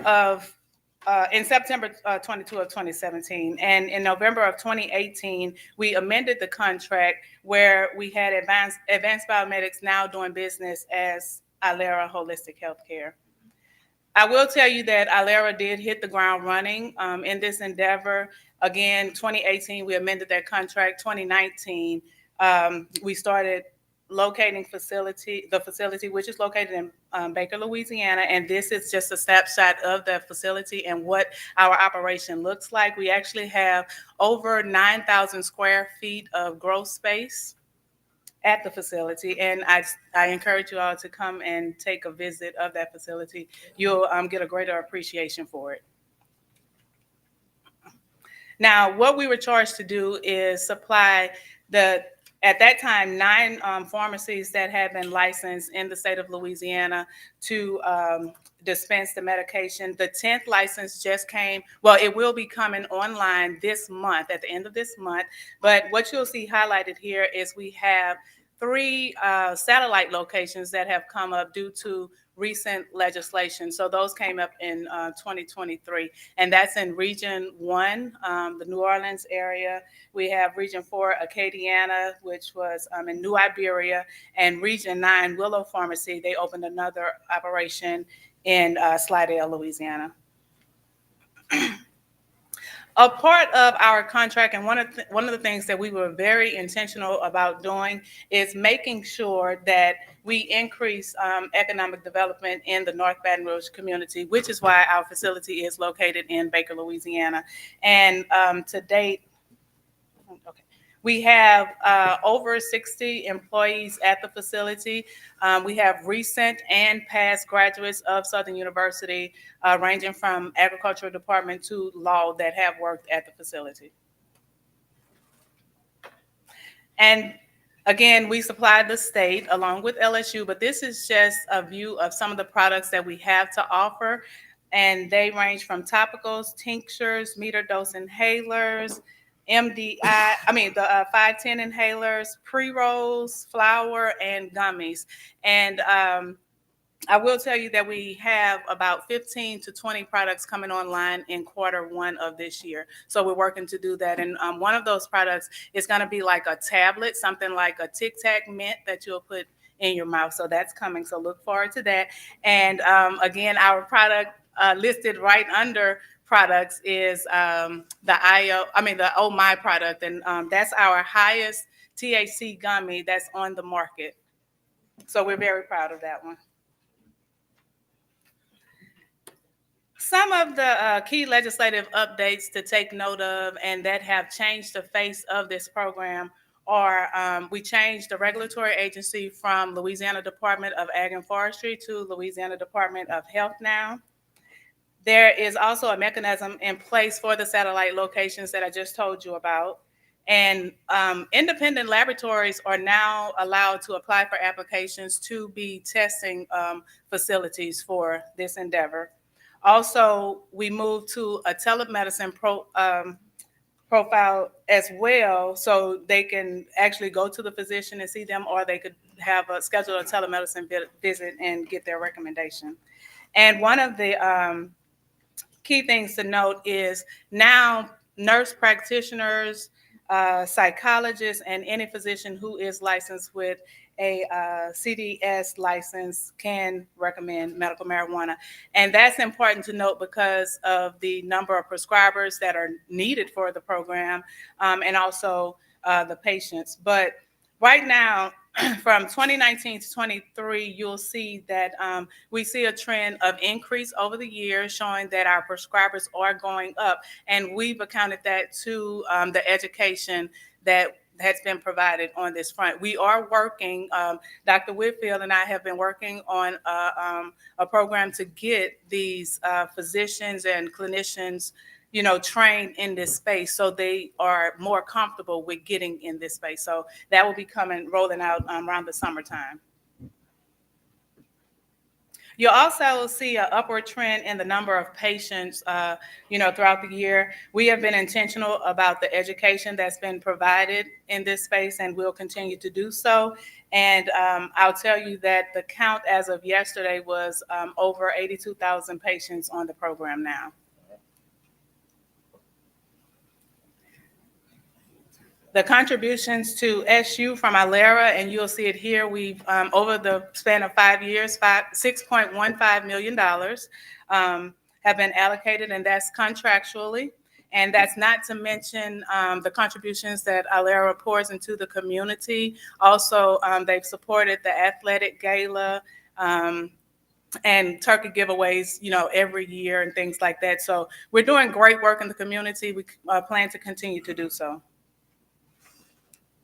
And again, we always show the negativity, but closing out our 5 years in 2023 in October, we wanted to make sure that we did something to celebrate. And we had a fundraiser. We set up a foundation, and it's the Patient Access to Medicine Foundation, where we would actually help patients who are not able or don't have the funding to get on the program. We'll help them to get on there. So that application process will be rolling out later this month to tell people how they can get on that program, how they can apply to receive funding from that program. But we did do a 5-year celebration at the old Governor's Mansion. We recognized the late Governor Kathleen Blanco. We recognized Senator Mills, and also pictured here, Representative Ted James, and he because of the reason, he's the reason that Southern University is in this space today, because he spoke up for Southern at the Capitol and made sure that our name was included in that bill. So we wanted to show recognition for that. And that will conclude my presentation, and I'll take any questions. Okay. Thank you. I'm gonna do it, then I'll recognize Mr. Rutledge and then you. My first deal is, I asked for these questions, you've answered them pretty good, but these next couple of questions for me are directed to you and Dr. McNeams. One, it appears that from 2015, they must, Alaria or whomever put up about $6 or $7 million to get this thing started? In 2018, yes. Yes. And so we saw no money at that point in time, correct? When they signed the contract, we actually received $2.15 million. And so we guaranteed $1 million from the contract going forward. Correct? Are there any obstacles to us as a board creating another license or potential another contract with another company? Thank you for the question, Attorney Clayton. You guys have empowered me to, as it relates to the day-to-day operations of the medical marijuana program under the auspices of the Ag Center. And I would just kindly ask that you allow me to assess the situation as it relates to where we are right now with Alaria and make the best decision in the interest of the Southern University. I respect that. So you're telling me that we do have the authority to do it, but Tony, be quiet. Let me do it. I respect that. My next question, I would leave that alone, but we do have the authority, and I'm going somewhere with that. They're paying you $1 million a year guaranteed. Of that $1 million, if you were to enhance the facility, the 9,000, if you were to spend a couple of millions to enhance it, can you draw in more money and produce more product? Okay, answer. Oh, you want? Oh. Anybody? No, you could do that. So of course we can expand the facility, and that's in the goal of the contract, the spirit of the contract, to accommodate demand. However, from the standpoint of research, and that we are both interested in because that's our background, we still need to build a lab at the university in preparation to do that type of research, mostly in medicine. And so therefore, those are the only resources we have to grow a fund that will pay for that laboratory. And of that $1 million that you're guaranteed, is anybody taking any of your money? Take is a strong word. I would say they're taking it, aren't they? We used to get 50%. The Ag Center 50% went to the university and the system. So here, therein lies my problem. You're telling me that the university is taking $500,000 of your guaranteed money. On this next committee, I'm about to vote for raises for some of these folks, and I know Suno had problems. So if you had the money to build another lab, and why in the world is the administration taking 50% of your money? Two, if you build this lab, you would have to pay for the lab, not Alaria, right? Right. And if you build the lab, you probably can build that lab if you didn't have to give these people half of your money, right? Let me correct that. We negotiated down to 40%, so the university gets. Was Mr. Lawson or anybody from this board involved in your negotiating with the administration? Because it's hard for you to administrate like that, to negotiate with your boss. Right. So you come to me and say, you gonna give me half of your money. How did you tell him no? Well, there was no. Then I think the board at some point should intervene next month and say that if the president is going to negotiate with one of his own underlings, then it needs to go through, Mr. Lawson needs to be there. Because I don't think 50% of their money should go to the administration under no scenario. But negotiating, you take 80% because I'd like to see you build a lab. So I don't know what I'm saying, but you've given him 50% of your money. I don't think that's right. And I think the board, we need to revisit that because it's our authority to say whether or not he has the right to go take 50% of these folks' money. Who's doing all the work? We in part of the system. Is anybody from his office doing any of the work? Mr. Clayton, That's a yes or no. Well, there's not anybody in the lab. Then they get paid 50%, and that's you doing all the work? I rest my case. Mr. Rutledge, you're recognized next. Thank you, Mr. Chairman.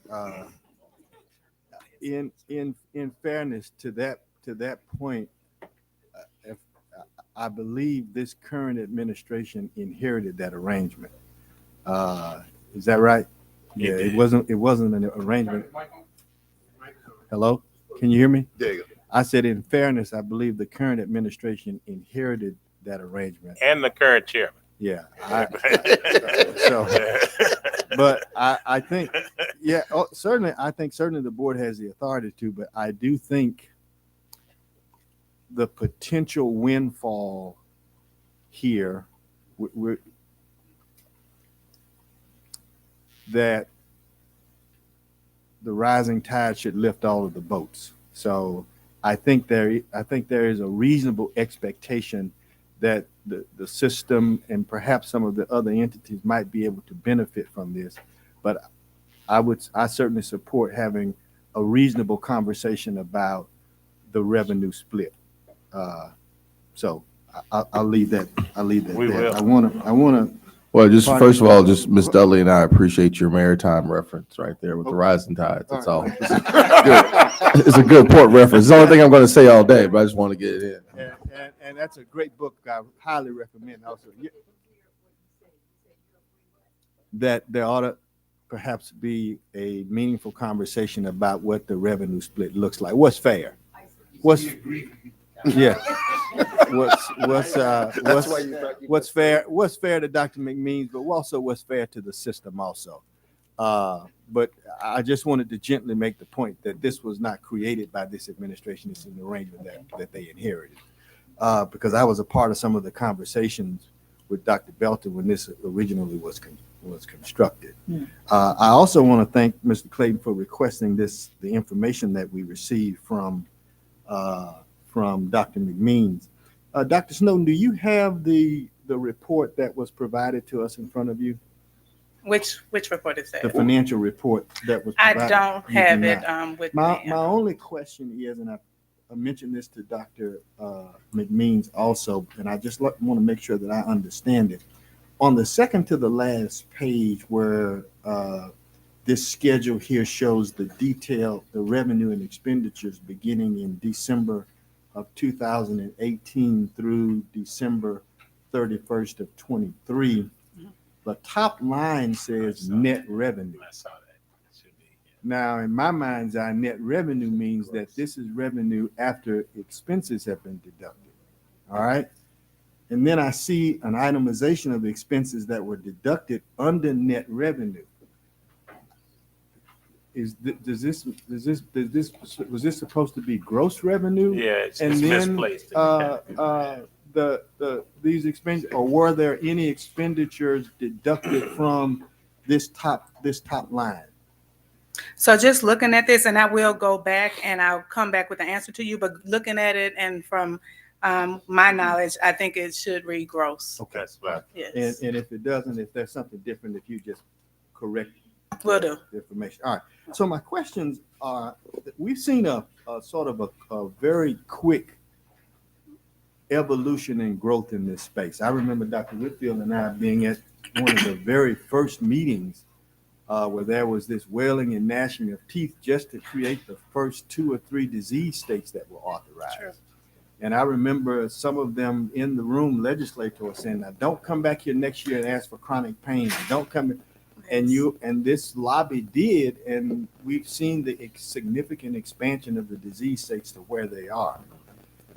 Is there an effort? And the reason why I ask this is because I think this will impact or leverage or give us some leverage in our negotiations, because the Alera contract is up for renewal this year, correct? That's correct. All right.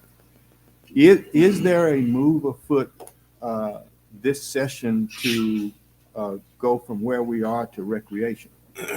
Well, I'll tell you that the previous years, there has been a push for it. They've been outvoted for that. Some of them very close, but I do think that that's where the market is headed. Will it head this year? I can't say that, but I do know that's the direction that we are going. And in terms of the population, I used to remember what those numbers were. I don't. But in terms of our total, and you may have said this, I had to step out and take a call. I apologize. That's okay. But in terms of our population compared to LSU, do you know what those numbers are? I don't know LSU's number at this time, but we both supply the 9 dispensaries or the 10 dispensaries at the end of this month, but we all do that. But as far as in terms of population in the state, 4.4 million people. That number has gone down, and we only have 82,000 persons on the program. Okay. All right. What's in the universe of in your inventory? What's your top seller? Actually, it is the Oh My. That's why I gave that shameless plug. And what is the Oh My? Again? So that is I'm interested for a friend of mine. it's a 40 milligram gummy. It's a 40 milligram gummy, and it's popular because of the fact that, speaking from an economical standpoint, like they can actually get that gummy and cut it in fours and take it relative to going and purchasing, a pack of 12, now they have 40 in that sense, for 40 if they do 10. And you mentioned this, sort of alluded to this early on in your comments, but in terms of the stigma associated with, fooling with marijuana, right, in the Bible Belt. But there are, have you seen any progress in sort of overcoming that stigma with a population? I have a lady who is very Christian. I mean, a client of mine who just took the leap and did it, but was very, shameful is not the right word, but just could not reconcile the fact that, this was marijuana, notwithstanding the fact that it was medicinal. Mm-hmm. Have you seen any, what have been your efforts to try to educate, if you will, people about the medicinal properties and benefits of this, as opposed to some of the harder drugs that we see that are prescribed on a daily basis that we don't even know what's in it, that may have a greater impact on quality of life?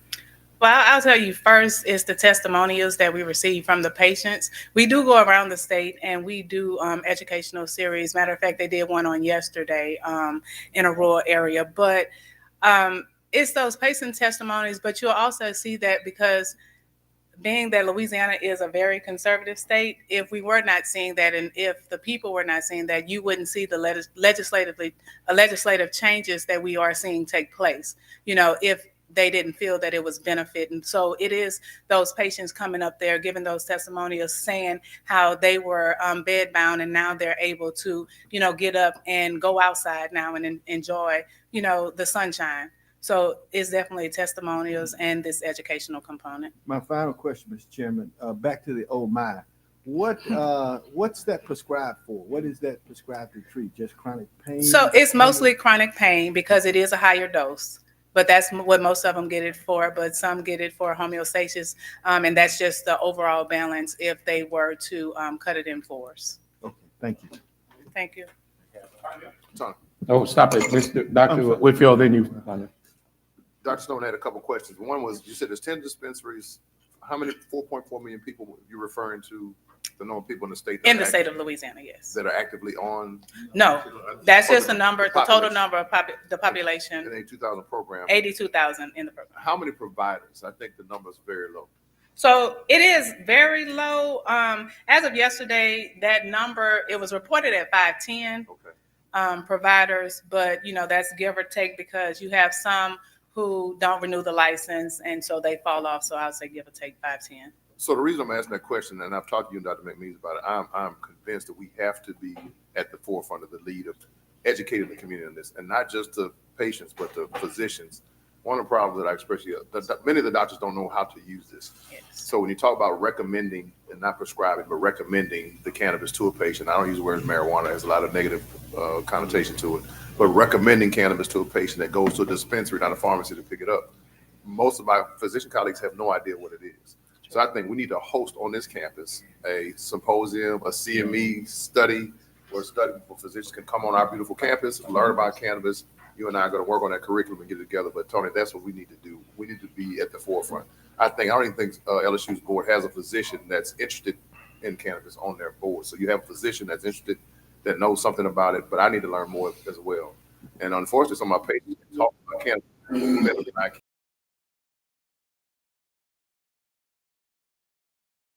So again, I want to get with you. We're trying to come up with a CME, a course where physicians will come on campus, 1 or 2 day course, stay at a hotel, make it nice for them, and they would learn about it, and they would get credits. They would have to pay for this course. Of course, would get credits to learn about cannabis. Dr. Whitfield just made, I'm going to come to you and then I'll go to find out than you. He just brought up a point.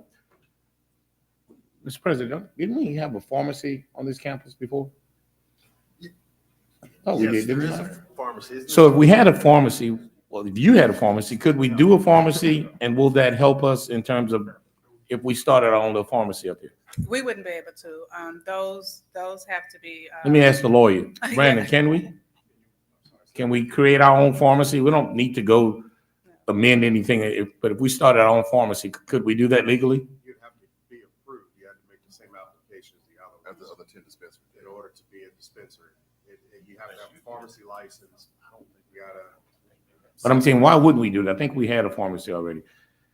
I don't know if you could utilize your state-run pharmacy here in that capacity. It's gotta be a separate.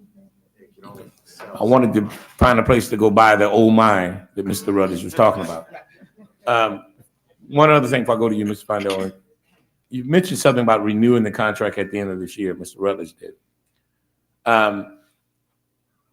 Dr. Snowden, Alera made 14 million gross, roughly. So, roughly, yeah, between 12 and 14. So if they made 12, 14 million, they gave us 1 million guaranteed. Then I'm respectfully asking you to renegotiate the contract, or I will be bringing forth a motion, it may not pass, of starting bringing another company over here.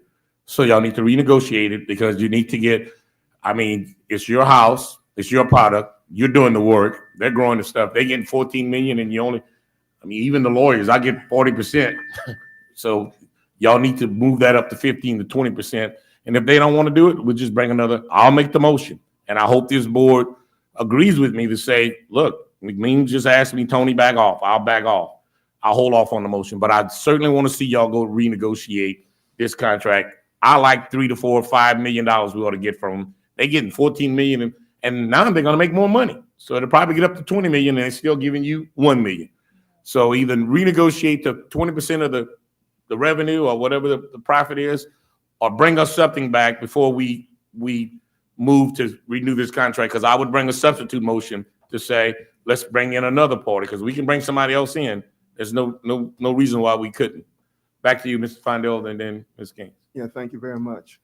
Back in 2018, when we were debating the vote of the contract, a couple of questions were asked.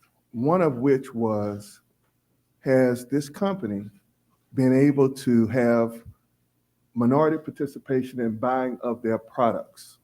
Where they get their, I used an example back when of cups, things that they have to use in their business. Have they made an effort to use minorities, and not only minorities, but in-state businesses as compared to buying outside of Louisiana? And have we been able to hold them to that in particular? My other question is, when they initially came and we negotiated this contract, it was a 96% white business compared to a 4% minority. Has that economic stake changed? Have they brought on more investors, or what is their participation with minorities as far as ownership? Has that grown over the years? Yes, to your first question, and to the second. So that 96% that you saw, 92 of that was by one individual. Okay. And so Ilera, when they came in, they purchased the interest of that individual, which was Advanced Biomedics Holdings. They purchased that. So I will tell you that Ilera, their board and the members of that, it's very diverse now. But does that represent not just the board, but does the ownership represent more of a minority participation stake than the prior 92% that they had when they first came to the table?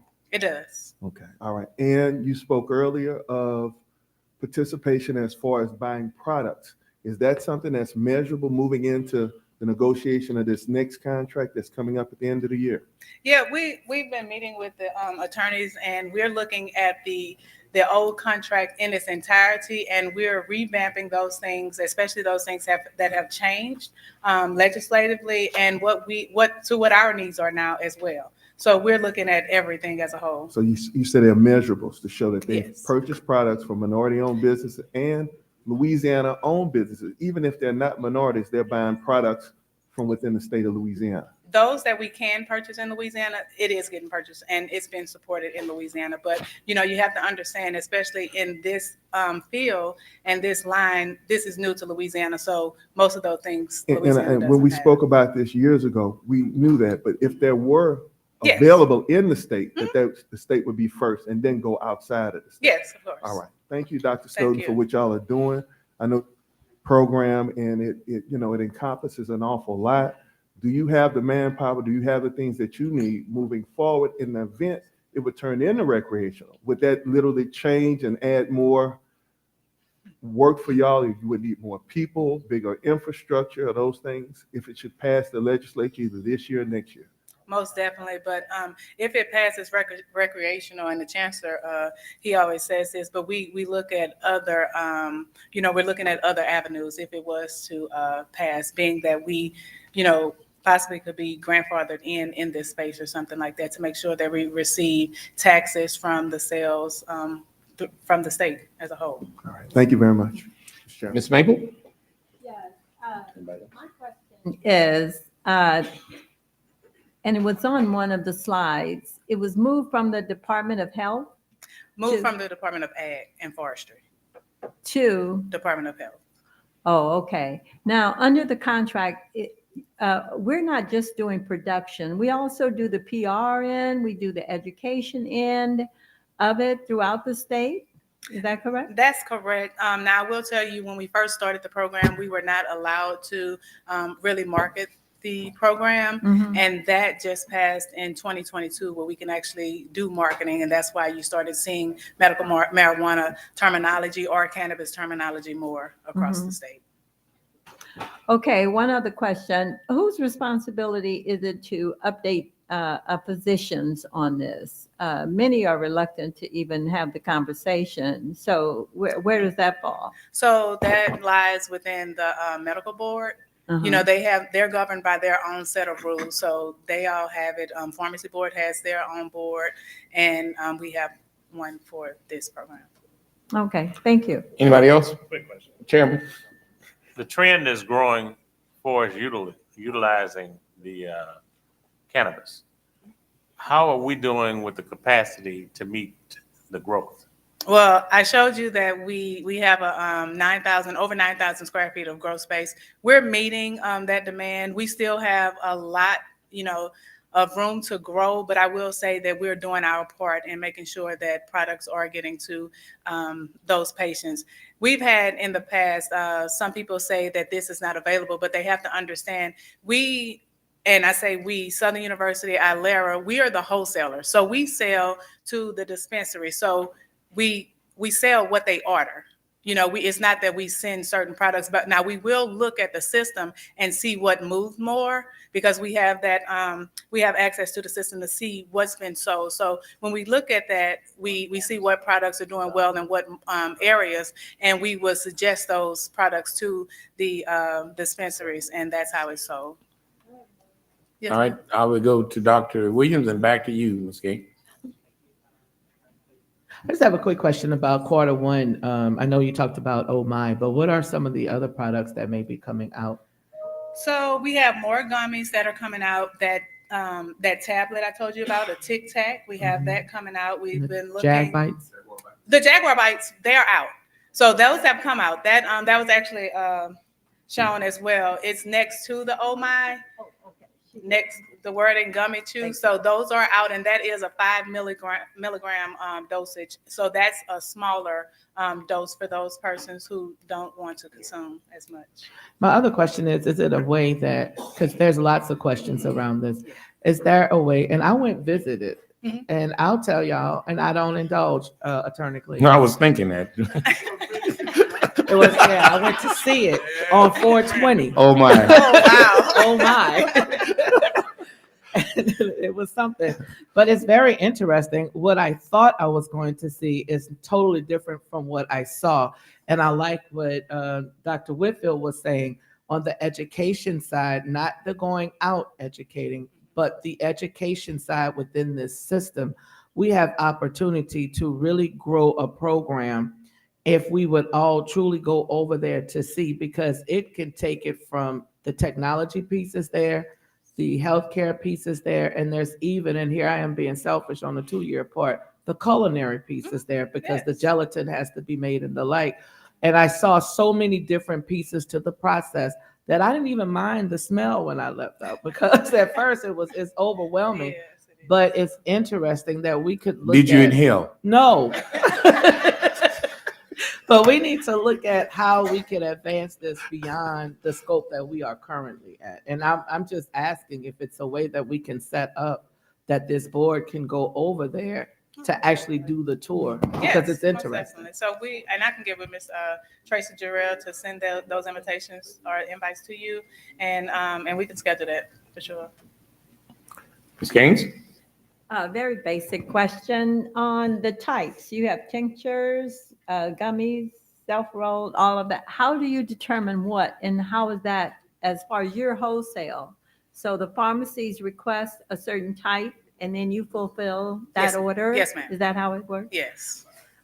Which one sells the most that you produce? The tinctures or what? The gummies? So gummies and flour do very well. Yes. Okay. Yeah, pre-rolls, their numbers are starting to come up because that's already rolled for you, so you don't have to do the work. And we also have another product coming out. No, we have another one coming out for those who actually, because you have some, that's just a sport for them, just rolling. So they are now, we're coming out with one that incorporates the grinder, the flour, and the papers for them to do it themselves if they want to. Any other questions? Dr. McLean, once again, as I bring this to a close, well prepared, well presented, and it represents what you represent over there. And I'll end with this before we shut it down. The pharmacy piece, just don't play it off. There's 50 different pharmacies in Baton Rouge. I think we still have our license. You don't want to sell it on campus. Find your place in the mall or somewhere down there and sell it from our pharmacy. We'll make more money. And lastly, when I talked about renewing the contract, I'm not asking you to wait till the end, at the end of the contract. You can do it now and bring it to us. And if it's presentable and you accept it, bring it to us. And I will hold off on my motion, and I hope you renegotiate it. But to Dr. Snowden and your entire ag department, this was well presented to this board. I now know that they're making 14 million and we making 1. So I'm glad my colleagues are now listening to it so they will know that we have put the school in a better position. And I don't want to take money from the system, but I would like to see y'all keep most of your own money for right now so you can build this lab so we can make more money. I disagree with my colleague, Mr. Rutledge, when you say rising tides raises all ships. But if I got a kid and one of them's doing pretty well, I'm just not going to take from him to give to the one that's not doing good. So you keep doing well. Let's keep putting the money back on you. You grow it, then you can reach back. And I end with this for real. If you're on an airplane and you're traveling with a kid and the oxygen mask falls, put the damn mask on yourself first so you can breathe before you put it on the kid. So you breathe first and then you help everybody else. And let's not take the money from it. Thank y'all. Thank you. I'll entertain one more question. Mr. DeQueer, is there a third-party operation of some nature with LSU to purchase pharmacies, a pharmacy? So LSU's, as my understanding, LSU's vendor, Good Day, has engaged in the acquisition of pharmacies, or at least a pharmacy, near its now footprint up in North Louisiana.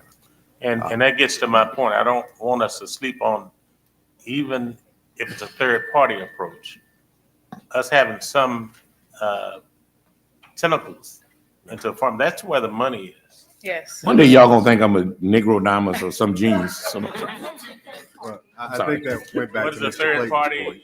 It would be a entity, could be an individual that would invest in purchasing in a pharmacy, and that. already been approved by the state. That's Okay. All right, y'all, they getting mad at me. Consider this is vertical integration where you do everything from start to finish. So you would actually Yes. grow, package, produce, and And sell. sell. And so when we went to Colorado, that's what several models had. Everything was one. So it might not be on Southern's campus, but it could be in Baker where our facility is. So we could actually do everything from that facility. Something to consider, would have to go through legal, but we could apply for the dispensary, not the pharmacy, the dispensary, and have everything that we grow it there, we package it, and you could actually pick up your product from that place. Something to consider. Thank you. Vertical integration. He's so right with that. The big old word you use, vertical integration. We can do it all, one-stop shop. Any other questions, comments, criticism? I'll entertain a motion to adjourn. Second, probably move, we are now adjourned. Okay, we'll go directly into the Personnel Affairs Committee and ask that the Vice Chair of the committee, Board Member Christy Reeves, take charge. All right, good afternoon, Happy New Year. Welcome to the Personnel Committee. I hereby call it to order. If you would not mind, Mr. President, for roll call. Yes, ma'am. Mr. Sam Gilliam, Mrs. Christy Reeves. Here. Attorney Tony Clayton. Ms. Zazelle Dudley. Dr. Leon Tarver II. Dr. Orlando Williams. Mr. Myron K. Lawson. Present. We have a quorum. Before we move to adopt the agenda, there are two items that need to be corrected. Under 5A1, I believe there is a clerical error where it says waived search. I believe that should be waived based on the documentation in the packet. And then under B1, funding source, it should be federal and state. And I believe Dr. Ammons has the backup material to provide, the documentation to provide that supports that. Other than that, do I have a motion to adopt the agenda? Moved and seconded. Are there any public comments? Seeing that there's no public comments, we will move forward. What is the pleasure of the committee under action items 5A through E? I'm moving, Globo. Okay, moved and seconded in global. All in favor?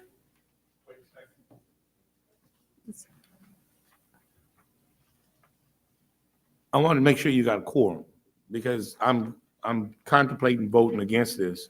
So if I vote against it, Sam Gillen's not here, a couple of members not here. But you have to have a majority, I think, of the members of the committee, not the members that are present. Am I correct? It could fail, and if it fails, we can overturn the committee's recommendation. You're not on this. This is Ms. Reeves, I captain thought you were the looking at me. ship. What you looking at me for then? I had to look over. You look at me. I want to know, Mr. Lawyer, how many votes she needs to pass something out of this committee? She needs three people? Yeah. We have How many a people quorum. are here on your committee today? 5, right? I'm gonna lose anyway. And so We have 5, yeah. it's gonna pass. I didn't want to block it, but so anyway, I vote against. Okay, well, all right, we have, anyone else opposed? How about I say that? Okay, then the motion passes. You're not Moving on the on committee. to other business. Any other business for the committee? Seeing there's none, I will entertain a motion to adjourn.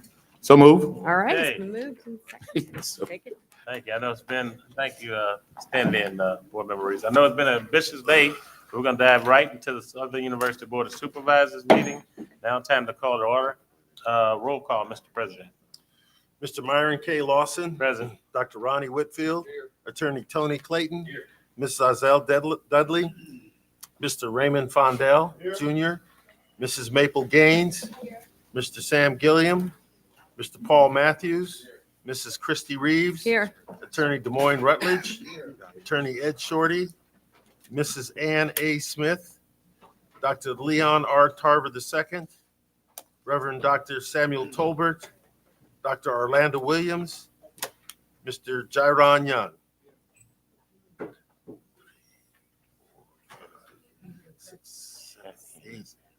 Ann is here. 9, 10. We have a quorum. Thank you, Mr. Secretary. Item number 3 is the adoption of the agenda. Are there any modifications to the agenda as printed? Yes. Huh? The committee reports. Oh, I noticed that.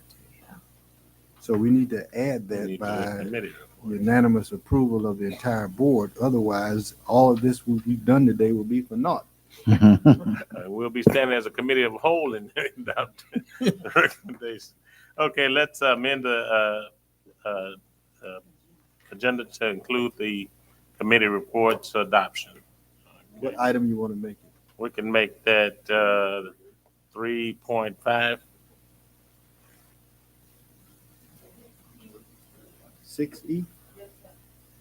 The Dr. Taylor Jarrell said to make it 6E. But that's after the public comments. I was trying to do it before the public comments. Okay. Typically,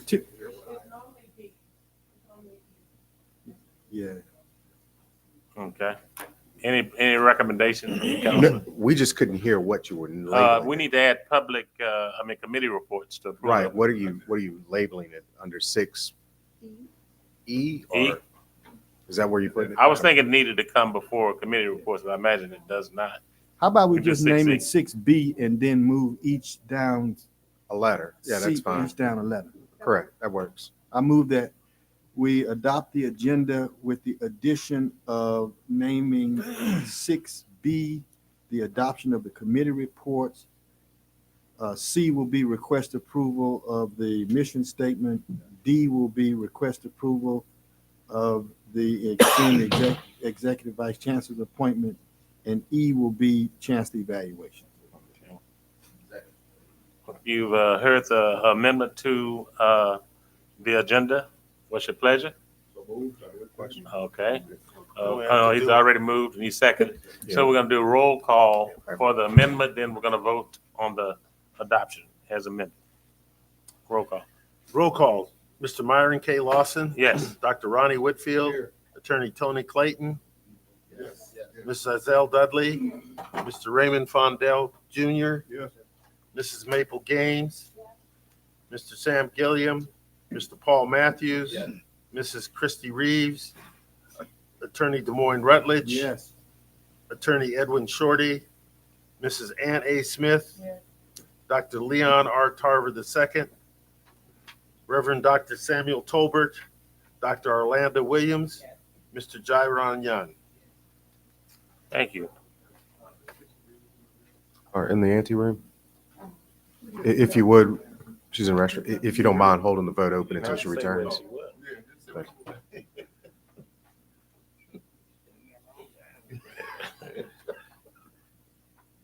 Sorry about that. It's okay.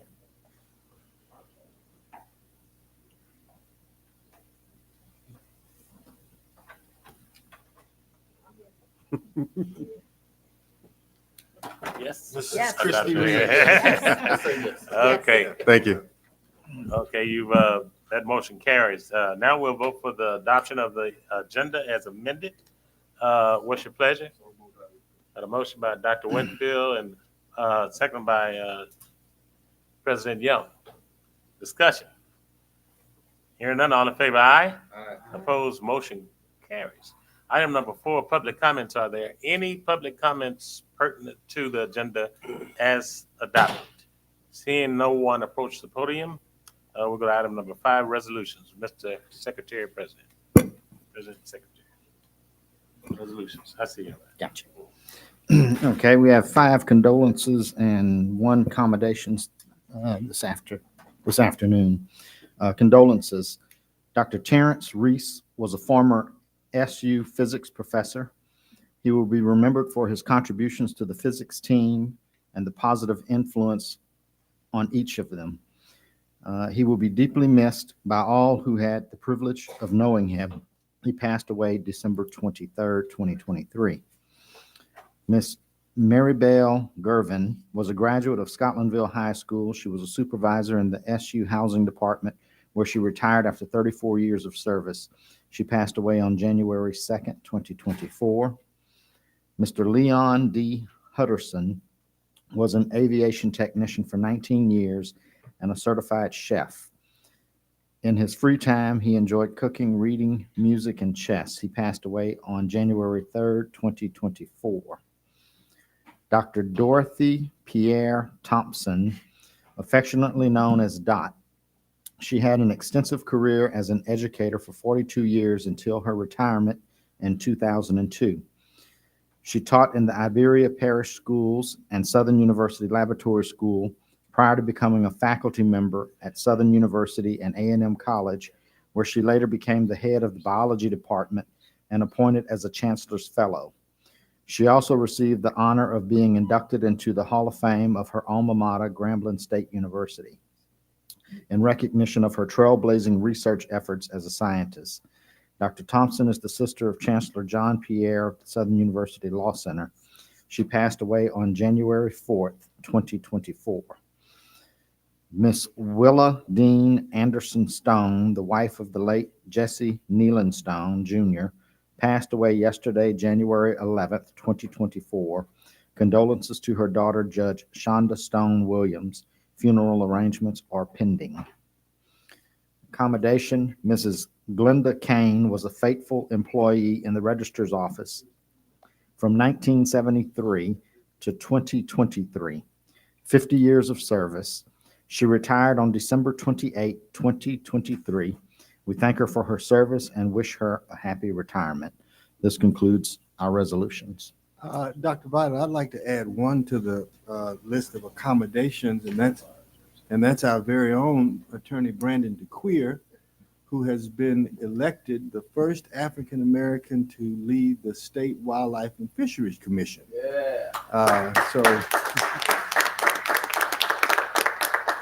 And when he got on there, he told me he would take me fishing, and I haven't been fishing yet. So now that you're in charge, I hope I'll get to go fishing, okay? We'll make it happen. Yeah, is that a commitment? That's a commitment. All right. Okay, make sure the resolution reflects that. Okay. All right. We'll go ahead and vote on resolutions. I guess all in favor, aye. The motion? Aye. Moved by Whitfield, second by Paul Matthews. Discussion. All in favor, aye. Opposed, motion carries.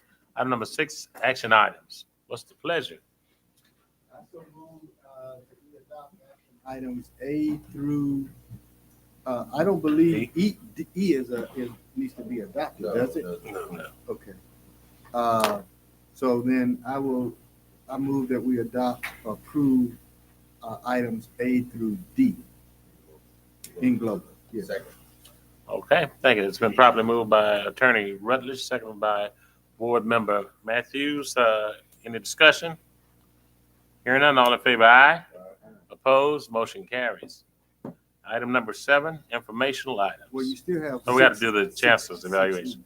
Tell you what, we'll hate to have everybody stay over that long. Yeah, Mr. Chairman, I would recommend that you have the president reports and chancellor's reports, but then the chancellor's evaluation. Or we can rely on the written material. That's what I was going to do. That's okay, you're good. But I am going to ask, is there anything that you need to discuss with the written report be sufficient? Because you can go. The rest of them have to stay on. Okay. All right, well, we'll do it. We'll receive the written report at the appropriate time. Now we'll move on item number D, Chancellor evaluations, and we'll take both of them at the same time. The Southern University Board of Supervisors, Agriculture and Mechanical College, and its committee may meet in executive session to discuss personnel matters under the provision of Louisiana Revised Statute 42-17. Consideration of the performance evaluation of chancellors, McMeans, and Pierre of such matters. While in executive session, the board may meet with its staff, attorneys, or any other person it deems necessary. No motions or votes may be taken while in executive session. Is there a motion? I move. Moved by Attorney Rutledge, properly seconded by Dr. Whitfield. Roll call. Mr. Myron K. Lawson, Yes. Dr. Ronnie Whitfield, Attorney Tony Clayton, Ms. Zazelle Dudley, Mr. Raymond Fondell Jr., Mrs. Maple Gaines, Mr. Sam Gilliam, Mr. Paul Matthews, Mrs. Christy Reeves, Attorney Des Moines Rutledge, Attorney Edwin Shorty, Mrs. Ann Smith, Dr. Leon R. Tarver II, the Reverend Dr. Samuel Tolbert, Dr. Orlando Williams, Mr. Jaron Young. Okay.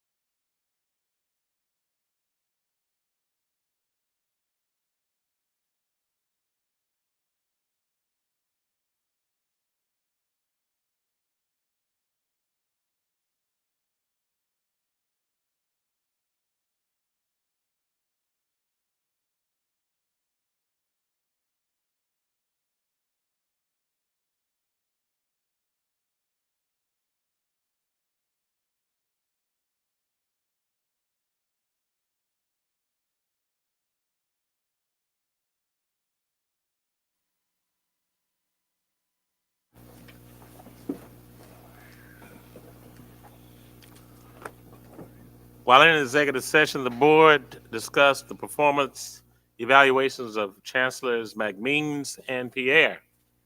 While in executive session, no motions were made or votes taken. Is there a motion to reconvene in open session? Second. That motion is properly made by Board Member Ann Smith, properly seconded by Board Member Ronnie Whitfield, Dr. Whitfield. Roll call, Mr. President Secretary. Okay. Do we have to have a quorum to adjourn? I think we have. Where's David? Okay, here we go. Mr. Myron K. Lawson, Yes, Dr. Ronnie Whitfield, Attorney Tony Clayton, Mrs. L. Dudley, back there. Mr. Raymond Fondell Jr., Mrs. Maple Gaines, Mr. Sam Gilliam, Mr. Paul Matthews, Mrs. Christy Reeves, Attorney Des Moines Rutledge, Attorney Edwin Shorty, Mrs. Ann A. Smith, Dr. Leon R. Tarver II, Reverend Dr. Samuel Tolbert, Dr. Orlando Williams, and Mr. Jairon Young. Okay, thank you. Item number 8, any other business needs to come before item 7, information reports? We received those. Any other business needs to come before the Southern University Board of Supervisors? The motion is properly made, second. Adjourn. Thank you. Oh, one last thing. We have a little package here, and if we will, let's give Dr. Renee a round of applause and tell him happy birthday. Yeah, up there. That nice. Yeah. How old are you?